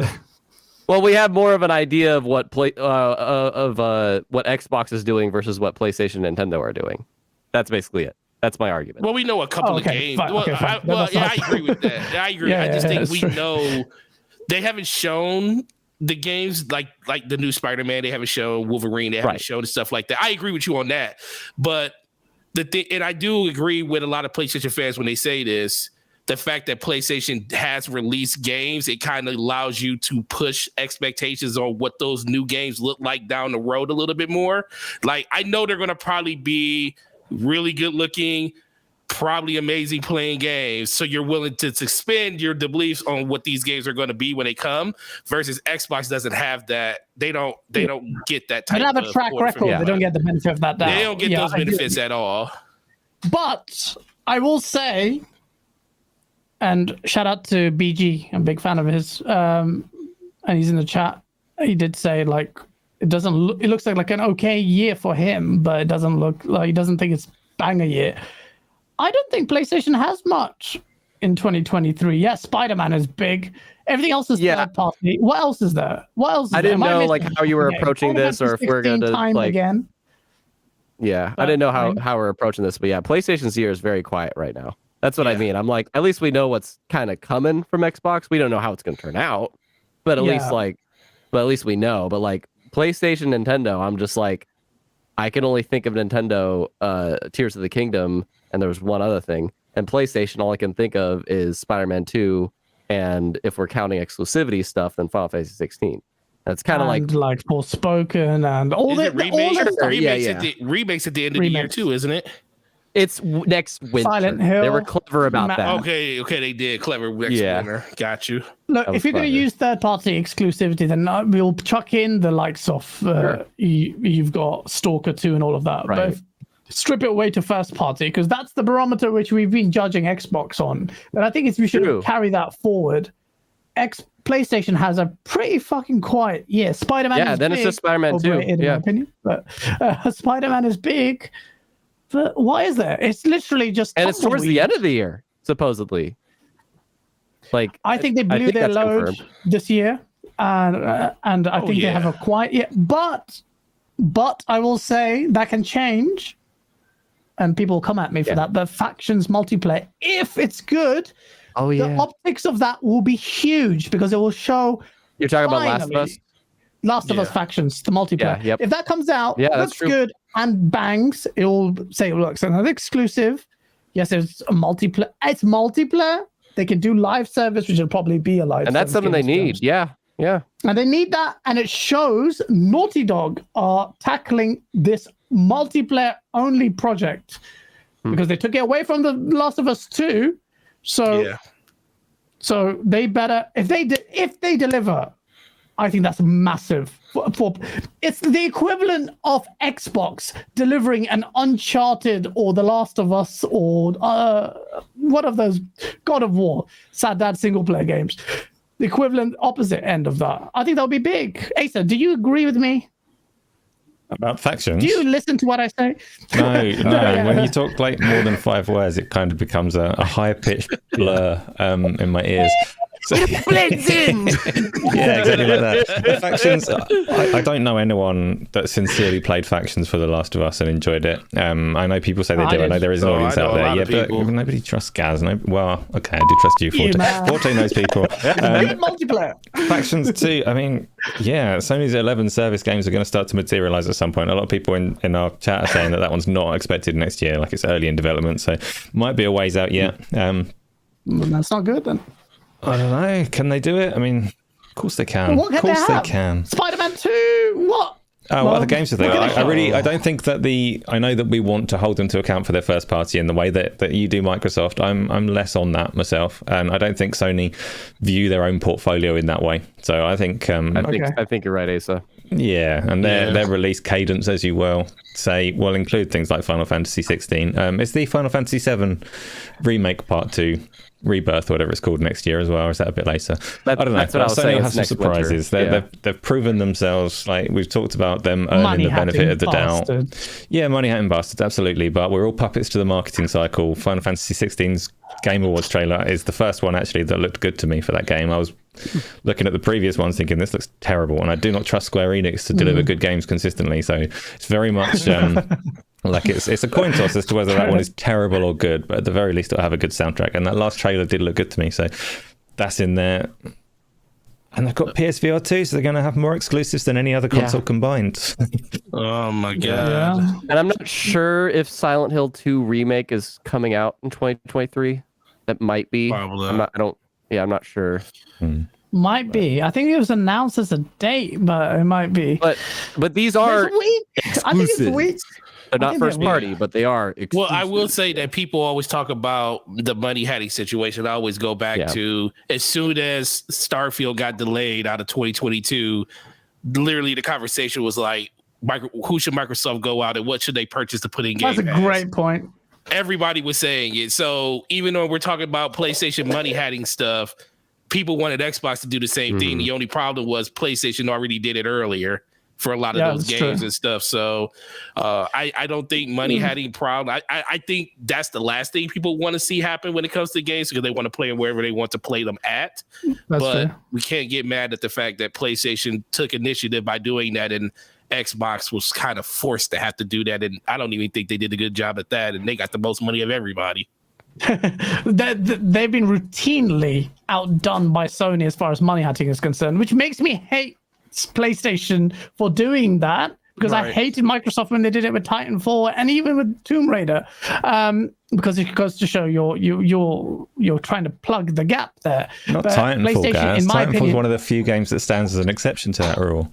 I don't want to dig up ancient past and stuff, but Titanfall wouldn't have existed without their server infrastructure. It's like it's one of those fringe cases where they were building the case. Bloody Vince Zampella goes, they didn't even know they made this deal until the last minute after they made the deal. The game was developed. Yeah, but they gave more than money to make that game real. So it's like it's one of those exceptions that you can talk about. It's Titanfall. It's freaking years ago, so I don't want to get into it too much. But one of the best collector's editions you can buy. That one. Well, it's cheap as fuck right now, especially on PC. You traitor, Forte. But okay, we'll park the Titanfall thing for a while. But it's an ancient game. But generally, I don't like money hatting, and I think really. One thing I will say this as well on this point, because a lot of people coming at Xbox for Square Enix games not box sales or not appearing on the console. Why do you think Sony, if Xbox is such a redundant console for JRPGs, why does Sony regularly money hat them? It's because it's done it systematically to alienate Xbox as a platform that's viable for that audience. Yes, of course, there's a strong Japanese leaning. Xbox may have been redundant anyway, but why would PlayStation expend that money there? The money hatting on the PlayStation side is specifically Final Fantasy in terms of JRPGs, though, right? They don't have a reputation for doing anything besides that. That exactly, and there's your answer. There was Persona for a bit, but it's big.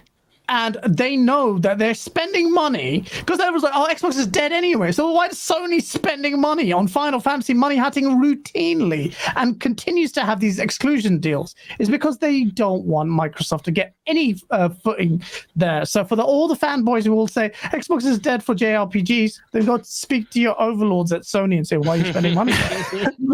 Exactly, it's bullshit. But yeah, Hoggy, shout out to you for the $5 super check. It's not defending Xbox, but isn't it interesting that they're still gaining market share against PlayStation this gen, even with the absolute lack of games and hype? It is. Now imagine if they had those games and a hype, how much more they would get. But I think Game Pass is a massive disruptor there, and it's very good to see. Oh yeah. It's very good to see. Once it gets the mainstream tapping, and I think Phil Spencer was downplaying whatever regulators or whatever reason the impact or growth of projected growth of Game Pass. I think he said he kind of hit that. They've hit the cap as far as growth is concerned. I don't think so. I disagree with that. I think as soon as these games come in, boom, boom, boom, you could potentially see Game Pass numbers just blossom, and then Phil Spencer will be like, "Oh, we're pleasantly surprised. This is going great."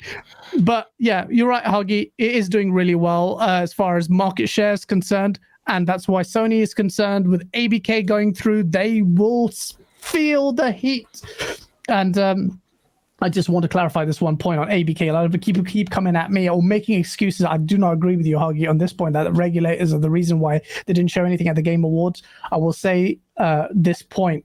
Microsoft fucked up legally by offering COD for 10 years on PlayStation after giving it for 3 initially without offering any time limitations on this offer. They should have said, look, we've told you, made our position clear, it's strong. You are a market leader. You have a history of doing this kind of money hatting deal. The case is easy, but if you want our charitable good graces, we'll offer it to you for 5, may say 10, but you have up until June to accept. If you do not accept, that offer goes off the table. But they didn't do that. Sony gets to buy their time, go to the court cases, and boom, done. The prime resistor of this deal has no impetus to go ahead and sit down with you. Regulators haven't even sat in on the conversation. Their mind was always set. Lena Khan and co. always were going to do this thing. Asa, you're shuffling around. I can tell you want to say something. No. Just like this is. I'm not a legal person. I'm not aware of how these things particularly go down. But if they had done that, as you suggest, said you can have it for 10 years, but you've got to respond to us within 6 months to let us have this 70 billion deal. That's exactly the kind of control that people are opposed to in the first place. Like using that kind of leverage.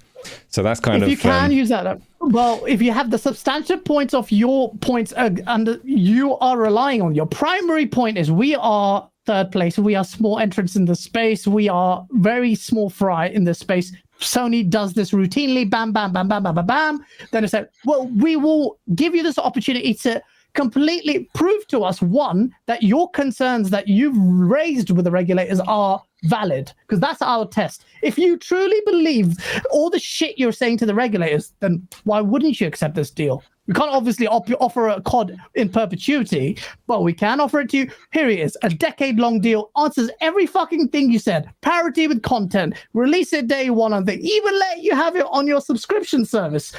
10 years. If what you're saying, Sony, is true and your bullshit or your tears aren't crocodile tears, accept that now. Why would they do that? It boggles my mind. And now fucking Brad Smith comes out and says, oh yeah, we try to play the nice guy. Fuck off. What are you doing? It just makes no sense to me. Tactically makes no sense. So what I would love as an Xbox fan to see Microsoft do is now just say, that's it, fuck it. You guys have taken the piss. You've come trying to stall our $70 billion deal, despite the fact that you have a legacy of routinely alienating us from the JRPG market, doing timed exclusivity, all this bullshit, and you try to scupper our $70 billion deal. We're going to make an example now. And people think that's petty. That's like, very in the corporate realm. I promise you, this is what happens. It does happen. Imagine if you're Activision and you're looking at fucking Sony. Imagine the deal falls through. And then I know you said this last time. They'll be all right. They'll throw some money in and they'll forget about it.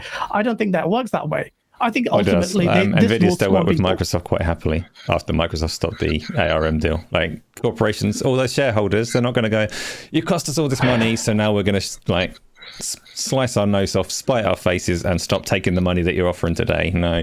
They'll go back. They'll carry on. Some of them will be bitter. If there's a hedge decision that's on the fence and could go either way, then maybe then they'll side against Sony. But most decisions, they're being thrown money and they're going to take the maximum. They don't even make that decision directly. They'll expect Activision to do everything in their power to make as much money as possible.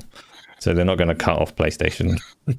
I'm not saying cut off PlayStation wholesale being so bloody absolutely destroyed Sony, but it will play a factor into it. But at the very least, I hope that we can drop this pretense of kumbaya that Phil Spencer has done, even if it's just words, even if he's a wordsmith, even if it's a silver tongue. I think Xbox fans would like Xbox to be like, and I think the marketing push being aggressive against Sony will help Xbox as a brand, even if it's vocals, even if it's marketing, even if it's whatever, posturing.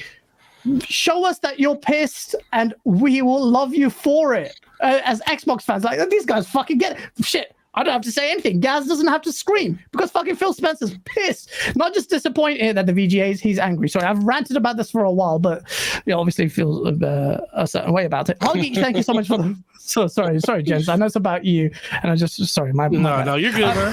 This GameOnDaily, man.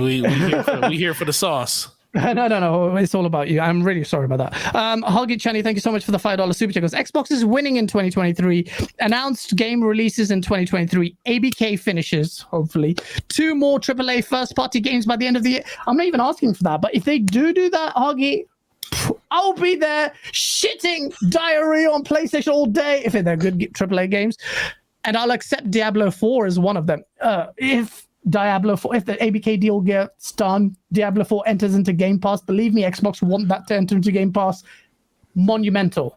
Assuming the game isn't shit because they're in crunch mode. Because this is why Microsoft needs to buy freaking ABK, because the developers are in crunch mode. They're going to cut away features from the game. The game looks like they're it's in a bad way, by the way. Diablo 4, according to the sources and the people working there.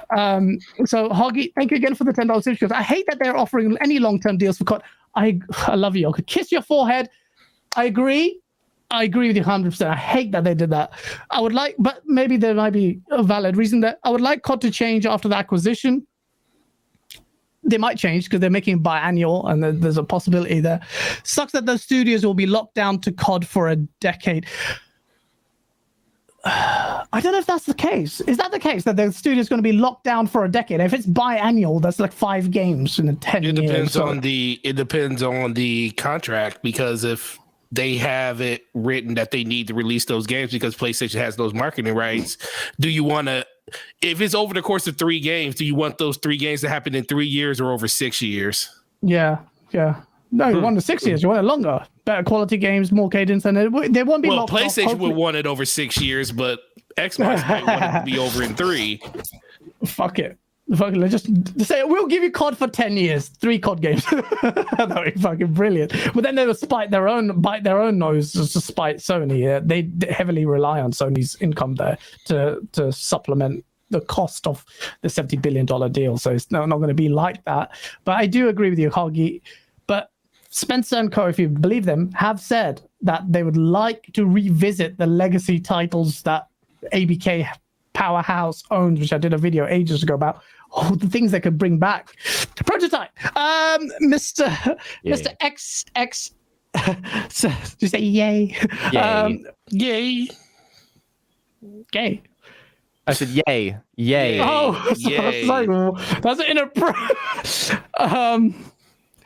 Mr. Sex Homaru. What the fuck is this name? Mr. XSS Homaru. What the fuck? Sorry, maybe I'm saying this wrong. Mr. XS. Oh, okay, I get it. I'm sorry. Thank you for the $5 super chat. Happy New Year, mate. I don't think Xbox would cut off PlayStation entirely if this fails through, but their days of PS having COD marketing exclusive perks are over. I don't agree with that. Money will talk for those marketing deals. I'm talking about something more deeper.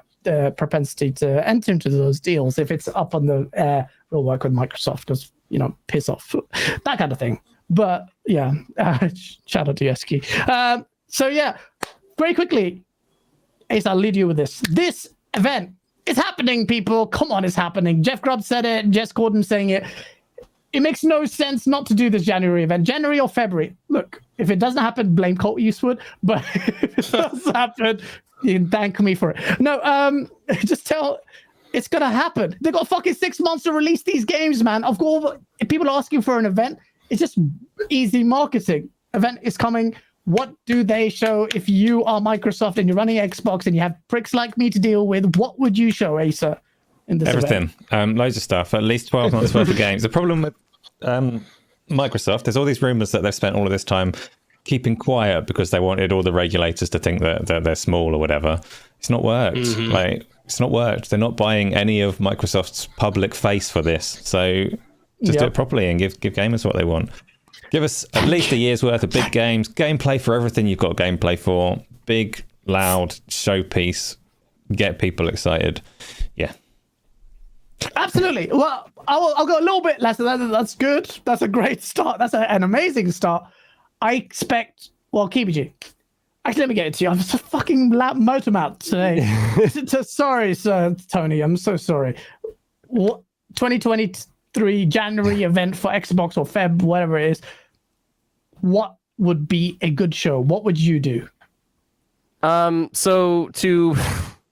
had this ready to copy and paste in the chat because if you guys want to know like 20 minutes of what the ideal Xbox timeline is for 2023 after this stream, watch the newest video that I did. That link doesn't work, I guess, but yeah, there's a 20-minute video. I put a lot into that. I'll save you the time. Just watch that after the stream. But in that video, I mentioned this event, and it's the surprise thing, in my opinion, that we'll probably see is Contraband. I really think Contraband will probably come up because I looked into it, and this is a game that I guess has been in development since 2018. And as people were saying earlier, things need games are no longer the 2 to 4 year dev cycle they've had. They're now like a 3 to 6 year cycle. And I don't know. It's been a while, and we might see some stuff from that. I personally think it's possible. If it's not there, then it'll be at Summer Showcase. But something to end that show. But the main thing that they would need to do, as I said this at E3 last year, or not E3, but summertime last year, give us a sense of what's coming immediately. And that's all. And that's what I feel they need to do. Is they've already set up what the front half of 2023 is. So let's firm up, let's firm up instead of making, exactly. You got some dates. Here's a solid look at Minecraft Legends, whatever. And here's a game that I hear nobody bring up when they bring up Xbox first parties. For just firming up on dates and stuff. And that's mainly the thing I think that they need to do. Maybe a nice Game Pass get or whatever. Just make people feel like, for the next 3 or 4 months, you're going to be living it good on Game Pass, kind of a thing. And not just because of partner things, but also first party things. Yeah. And by the time that fizzles out, that's the beauty of it. By the time that fizzles out, then that leads E3. to the Summer Showcase. So actually, E3 is back this year. So it leads E3, where they can do the same thing. And then that'll lead to the November show, hopefully, where they bring back the XO event. And it's that's all they need to do is just keep that feeling of here's what's coming over the next few months. Here's what's coming over the next few months. Yes. But every one of them have just 1 or 2 teases for something in the distance. Don't expect it soon, but it's in the distance kind of a thing. Yes. So yes. My teaser is also showing. That's a great formula. That's a great formula. I can't see anything wrong with that at all. Maybe the teaser is about how much paper formula, but it's it would work. It would definitely work. It would definitely work because there's a lot more than they're doing right now, which is nothing. So absolutely. Right. What about you, Forte? Do you agree with that kind of format? what would constitute a good early Jan or Feb show? What would you say? Honestly, yeah, I like what they both had to say. I think in general, it just ultimately comes down to you don't have time to fiddle around and not just show everything you have. I think at this point, it's like a show of force. You have to show no matter what happens with this ABK deal, we still have a bunch of games for people to play. And I know that's counterintuitive to like the stance that they're trying to put out there with FTC and all the regulators and stuff. But, you know, at a certain point, you still have a duty to the fans that actually went out and purchased your system, people that went out and bought Xboxes over the course of this past holiday to show them what's in store. Because as of right now, unless you're 100% plugged in and know what Xbox has been talking about for the last 5 years, you know nothing, because all you hear right now is everything we don't have. And these people still went out and supported you and gave you money for a platform. So now you need to kind of find a way to let the people that are coming into your ecosystem know about why you have your Xbox and all the things that's coming to it.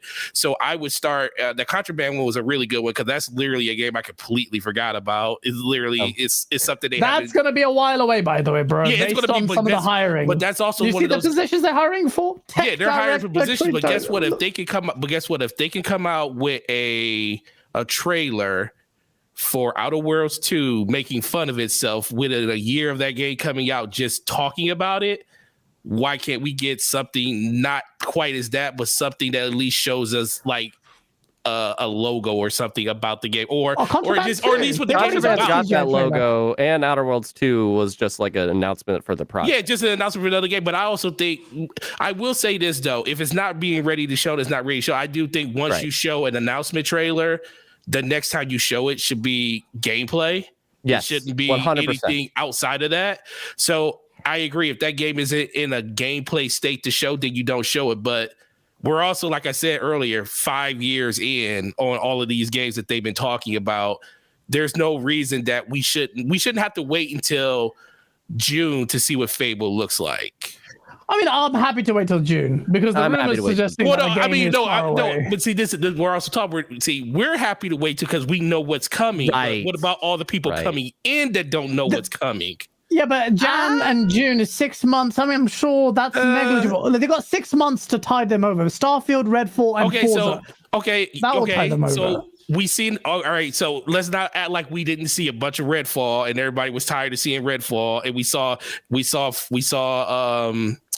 we saw Starfield, and everybody got to the point where it's like, okay, I'm just ready for Starfield to come out at this point. We understand, unless you're going to do a really big deep dive, which they usually do when they get within that 3-month window.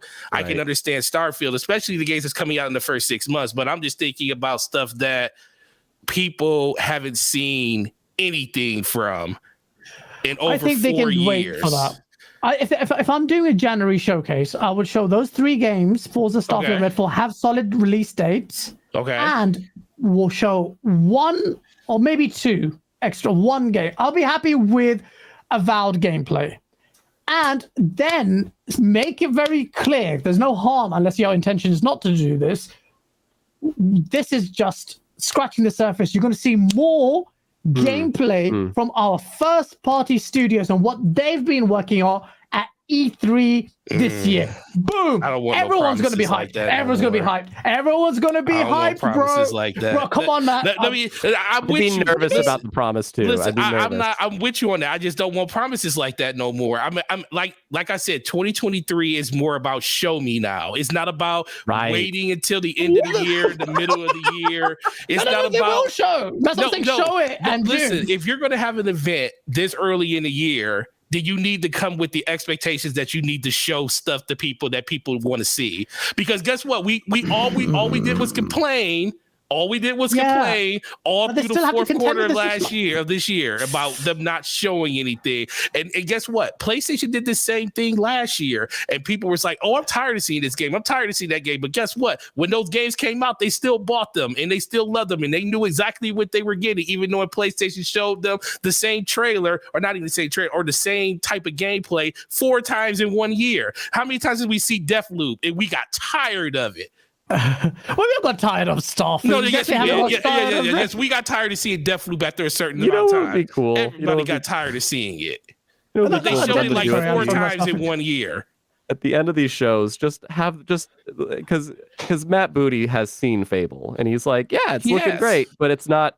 We just don't want to show it until like the studio feels ready, we feel it's ready. At this point, and I get what's being said here, and I'm also just like, you know, at this point, at the end of every single showcase, they just need to put like a slideshow of what they're working on. Then you guys could just be like, there you go, you got something. But people are still going to complain. I don't actually want PowerPoint presentation. I don't actually want them to do that, but at this point, No, it's like yeah. that's the only thing that's going to calm Look, people down. And I'm I like, just there's think- nothing they yeah. can do. Because Yeah, either that's A, the they're going to thing. show it when it's not ready, or B, they're going to That's show something that's going to underwhelm folks. It's going to be one of the and two. that's the thing, and he's 100% right. I do think it's coming from a point of people just are tired of waiting to see things that they should have probably seen a year ago. Yeah. It is what it is. That's my mindset. It is what it is. I'm willing to cut some. Destroy Forte and social. No, don't do that. I am cutting Xbox some slack. Well, not really, Yeah. because I'm thinking they have an impending deadline of 6 months. They need to show us these games. Like Forza, Starfield, Redfall. Not only do they have to show him, they have to have release dates. And when they do release, they have to be good. They have to be better than they would have been this year because you delayed them. That's my view on it, whether Sure. you agree or not. Then on that January event, also show maybe a couple of games of maybe Avowed gameplay or Fable if it's ready or whatever. And we'll be happy with the promise that in E3 we'll also show you more. And I think that will be good, assuming all of them show well, assuming Avowed looks good, blah blah blah. And then this is what Microsoft, it's not even asking that much. They've got fucking 6 months to release these games. They have to market the games. So you're just asking them to market these 3 games, give us release dates, and show us a couple of extra things. By E3, you have to deliver. That way you've done what you needed to, the base minimum, and given us. And then we'll talk about what E3 needs to be, because that needs to be a banger of a show. It needs to be so good because they fucked up this year so bad. It has to be amazing. And all the people who said, wait for E3, and if it's shit and you still shill for it, like so many of you did this year's showcase event, you're going to hate me. Just unfollow us, just go somewhere else, because I will fucking go scorched earth. I think that's the biggest thing for people. People are just tired of hoping and waiting. That's it. Just why I agree. Why are we waiting for something that we spent our heart? I was the person that told people don't buy it till they give you a reason to buy it. Yeah. And we're talking, like I said, now we're going into year 3 of this, and I'm like, okay, at a certain point, I get it, and I agree with your thing. They can show two or three good things that we haven't seen before in January, and that will be fine. But I don't trust them to do that. So at that point, I'm not saying I do. At that point, I just need them to. That's the thing. I just need them to do it at this point. It's they need to do something. That's it. I'm with you. I'm just like, no more excuses. I'm not going to shill for them. I'm not going to have any expectations. I'm not going to be like, wait for 2023, boom, it's coming. It is no way on earth, after being completely having my anus destroyed by Microsoft, am I going to sit there and shill with confidence that this 2023 showcase in Jan will bang. I'm not going to do that, but that's the expectation. I think it's a lower bar. And it should be good.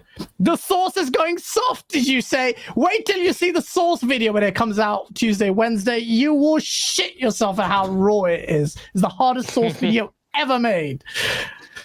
KBG, don't put your hands up. It's not school. I have a potential good. Well, I don't know, because like, how much more do we got? And does Asa have input on this? Because I have maybe a neat round out question to just hit everybody with. Go for it.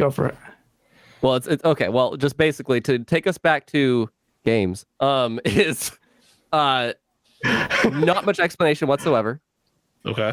Each of you can pick up to 3 games next year to play. Don't worry about Game Pass. Don't worry about how expensive they are. Don't worry if they're small scale, whatever. You only get 3 games to play next year. Xbox games? No, just in general.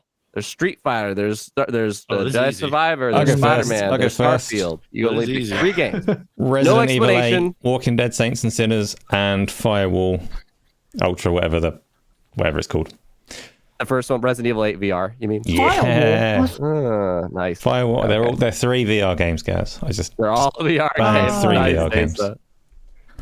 Yeah, because next year's crazy with just general releases and yeah. Hades and Starfield and Forza, do you wanna go Spider-Man, but next? no, I've done my Yeah, I'll three. go. Yeah, this is easy. Dead Space remake because I'm a huge Dead Space fan. Tears of the Kingdom and Jedi Survivor. Nice. That's a solid. For me, Starfield, Tears of the Kingdom, and the third one. Fuck, the third one. Because there's some really good games. I'm a bit torn on the third one. Crazy. It's a crazy year. I think Street Fighter, maybe. Street That's Fighter. great.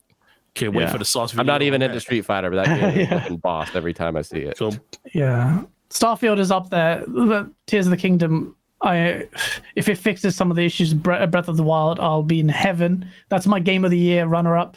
Starfield, I really have confidence, but Street Fighter, fuck, it's been a while. I've got into fighting games. I want to get into them. And it looks so good. So See what I those did, are my guys? three. Your chat is popping off, dude. I love it, guys. Good they are job. popping Everybody's off. popping off. let's Love go. talking about the game hype, Diablo man. 4. Hogwarts Legacy. Okay. I don't know what I know Spider-Man 2 for sure has to be in there. New Protocol. Shit, I can't remember. I don't want to say my number one because does anybody here know what my number one is? If you have to pay attention to my shit if you know Tekken what my 8. number. Fuck. Yeah, Tekken. Your number one, I don't know. what your Tekken number 8 one. It's Tears of the Kingdom, obviously. Come on. No, it's not. No, it's not. You fake No, it's Nintendo. not. Okay, hold on. Don't say it. Let me guess. That's fine. You could ponder as I try to remember what. I can't think of it. What could it be? Just gun to my head, I'm gonna say Stalker 2 is in here as well. I don't feel confident in that. I just know Spider-Man 2 is for sure the number 2 for now. Oh, you know what? If I had all the budget in the world, like Game Pass wasn't a thing, actually, it's Hogwarts Legacy, Spider-Man 2, Pikmin 4. Pikmin goddamn 4, dude. I'm so excited. Dude, I was on another show and they were like listing all these things coming out. Oh god, I gotta swap. Dude, it's a great year next year. Like that's why I wanted to ask this. If we're coming up to the close, because next year's crazy. Swap out Hogwarts Legacy for Jedi Survivor. I'm sorry. Swap out Hogwarts Legacy for Jedi Survivor. Jedi Survivor, Spider-Man 2, Pikmin 4. Yeah. So nobody said Hades 2. Oh, Nobody said Hades 2 here, but I saw it in the chat. I'm still shocked that game was coming when I saw the Hades trailer. 2, if it comes next year, coming. that might take that takes Street Fighter all day. Hades 2, it does. Tekken 8 as well is quite close to Street Fighter actually. That's the thing. You think of a 3, but then you remember Zelda, everything coming out. Yeah. Faisal, we mentioned Zelda. Tears of the Kingdom definitely is my number one, really. I just need to see them market that game more. I need to see more. Oh wait, Tears of the Kingdom? I'm not sold on it being a sequel yet. They say it's a sequel to Breath of the Wild. I don't feel like that yet. Right now, I currently feel like it's a big expansion. Oh, okay. It's more than DLC, but not quite a sequel. I have a lot of confidence in them. Like Majora's Mask, equivalent to Ocarina of Time. They've been working. Hey, this is the longest gap we've had from a Zelda game, so I'm sure it's gonna be great. Yeah, there's so many good games. That's not coming out next year. Redfall. Oh yeah, Black Myth Wukong. Is that coming out next year? I think it is. Yeah, I think it is at this point. Bro, there's too much. Beyond Good and Evil 2. Yeah, fucking right. It's gonna be.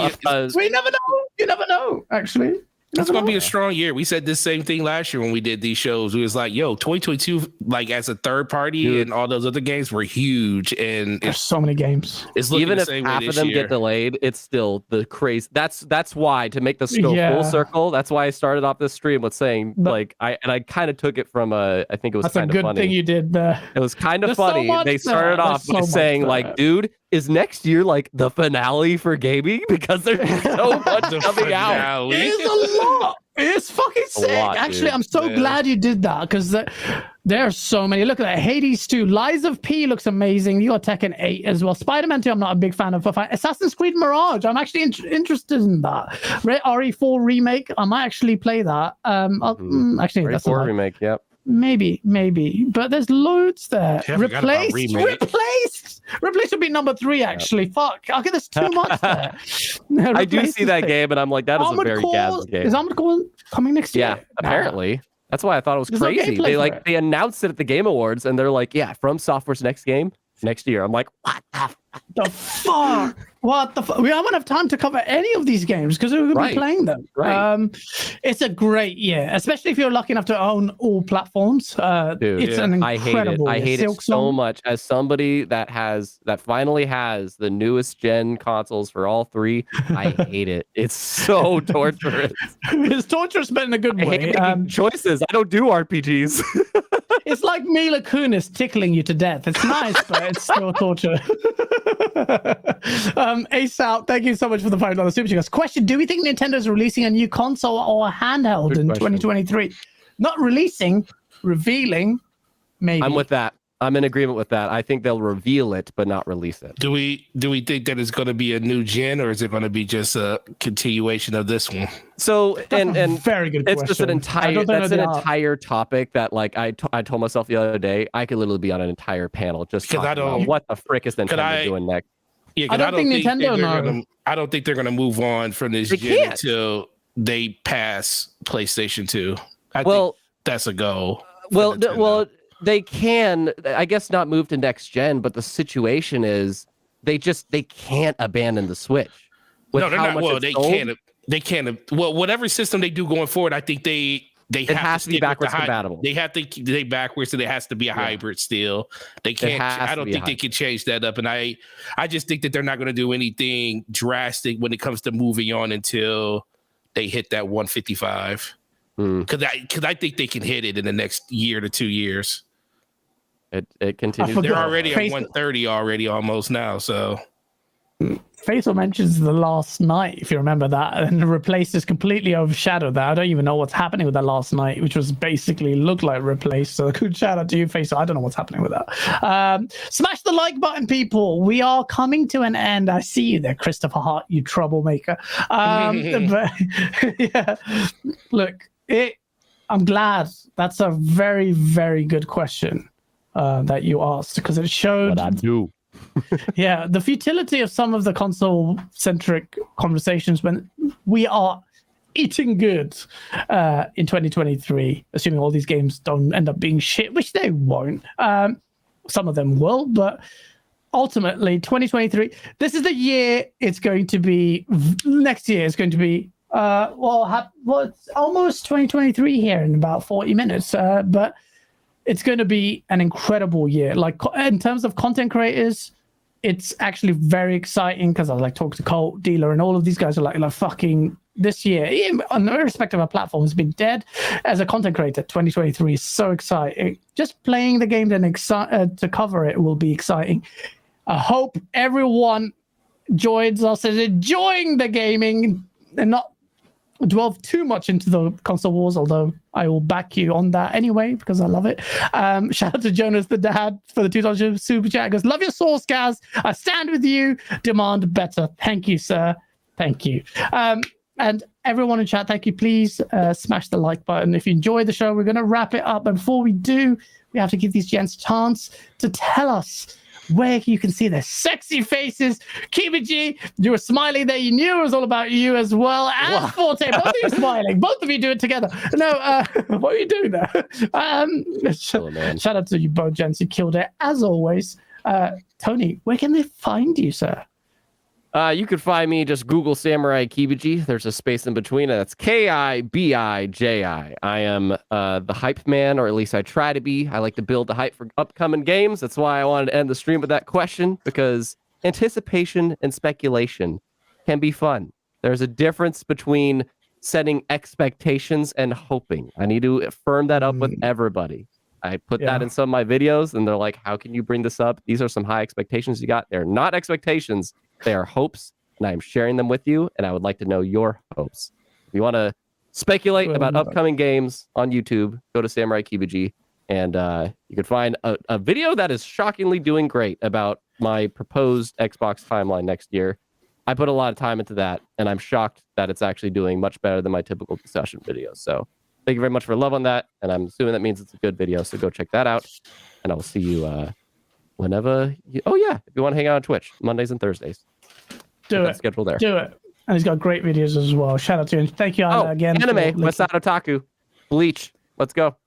Yeah, absolutely. If you're into anime, I'm watching. What am I watching right now?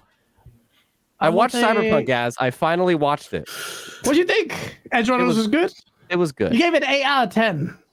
It's that studio. They never grab me for some reason, but this is the best work they've done. Edge Runners was really good. It was really good. Okay, that's high praise from an anime connoisseur. So I respect that immensely.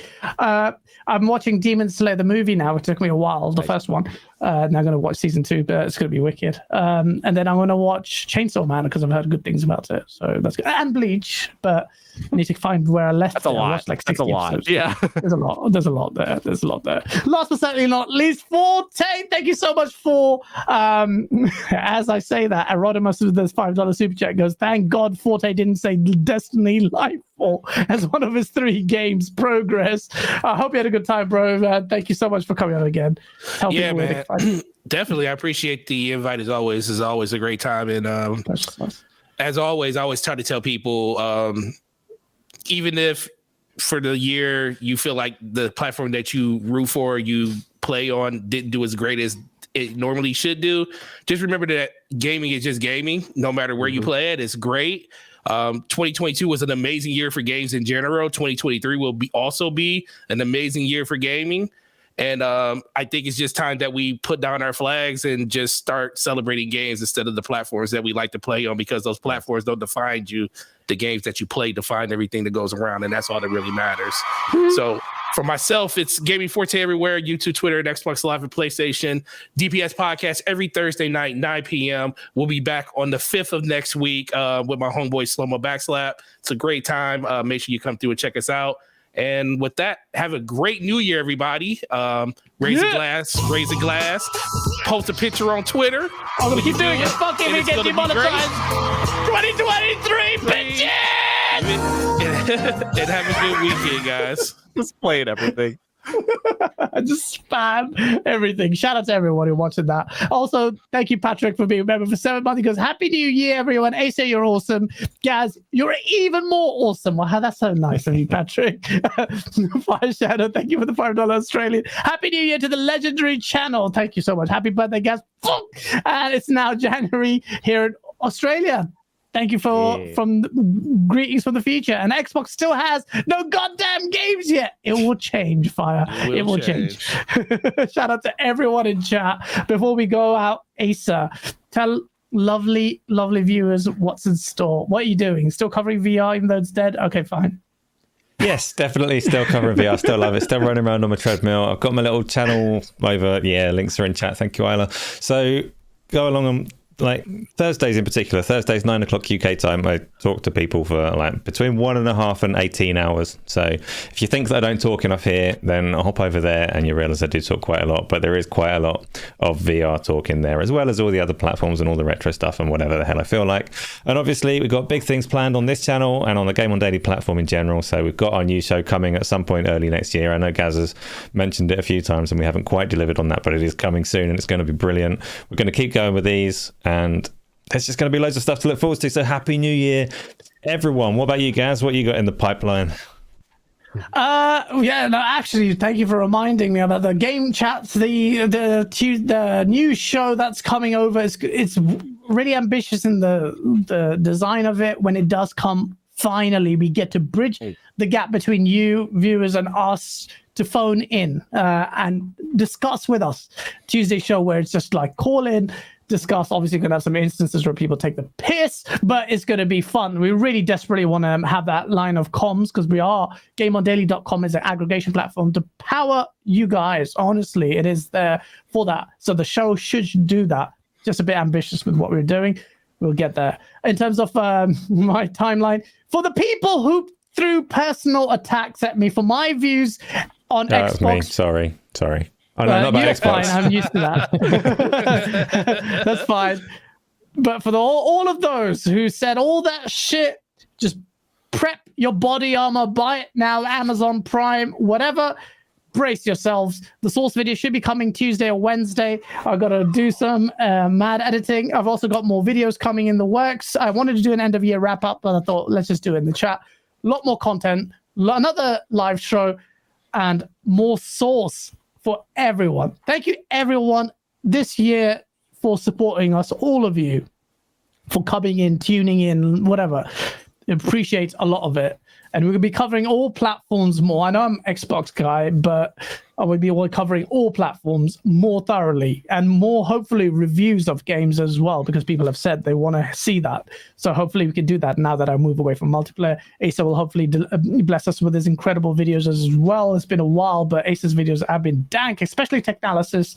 Hopefully we can fix that somehow. If we can get games from developers so Asa can do the tech analysis, but they don't like giving us games for that purpose, because Asa will rip them apart with his scientific lens. But thank you so much. That was a long outro. Thank you again for an incredible 2022. Here's to an incredible gaming year of 2023. Love you all. Peace out. Shout out Boba Fett. Love you all. Peace. Smash the like button. Bye, everybody.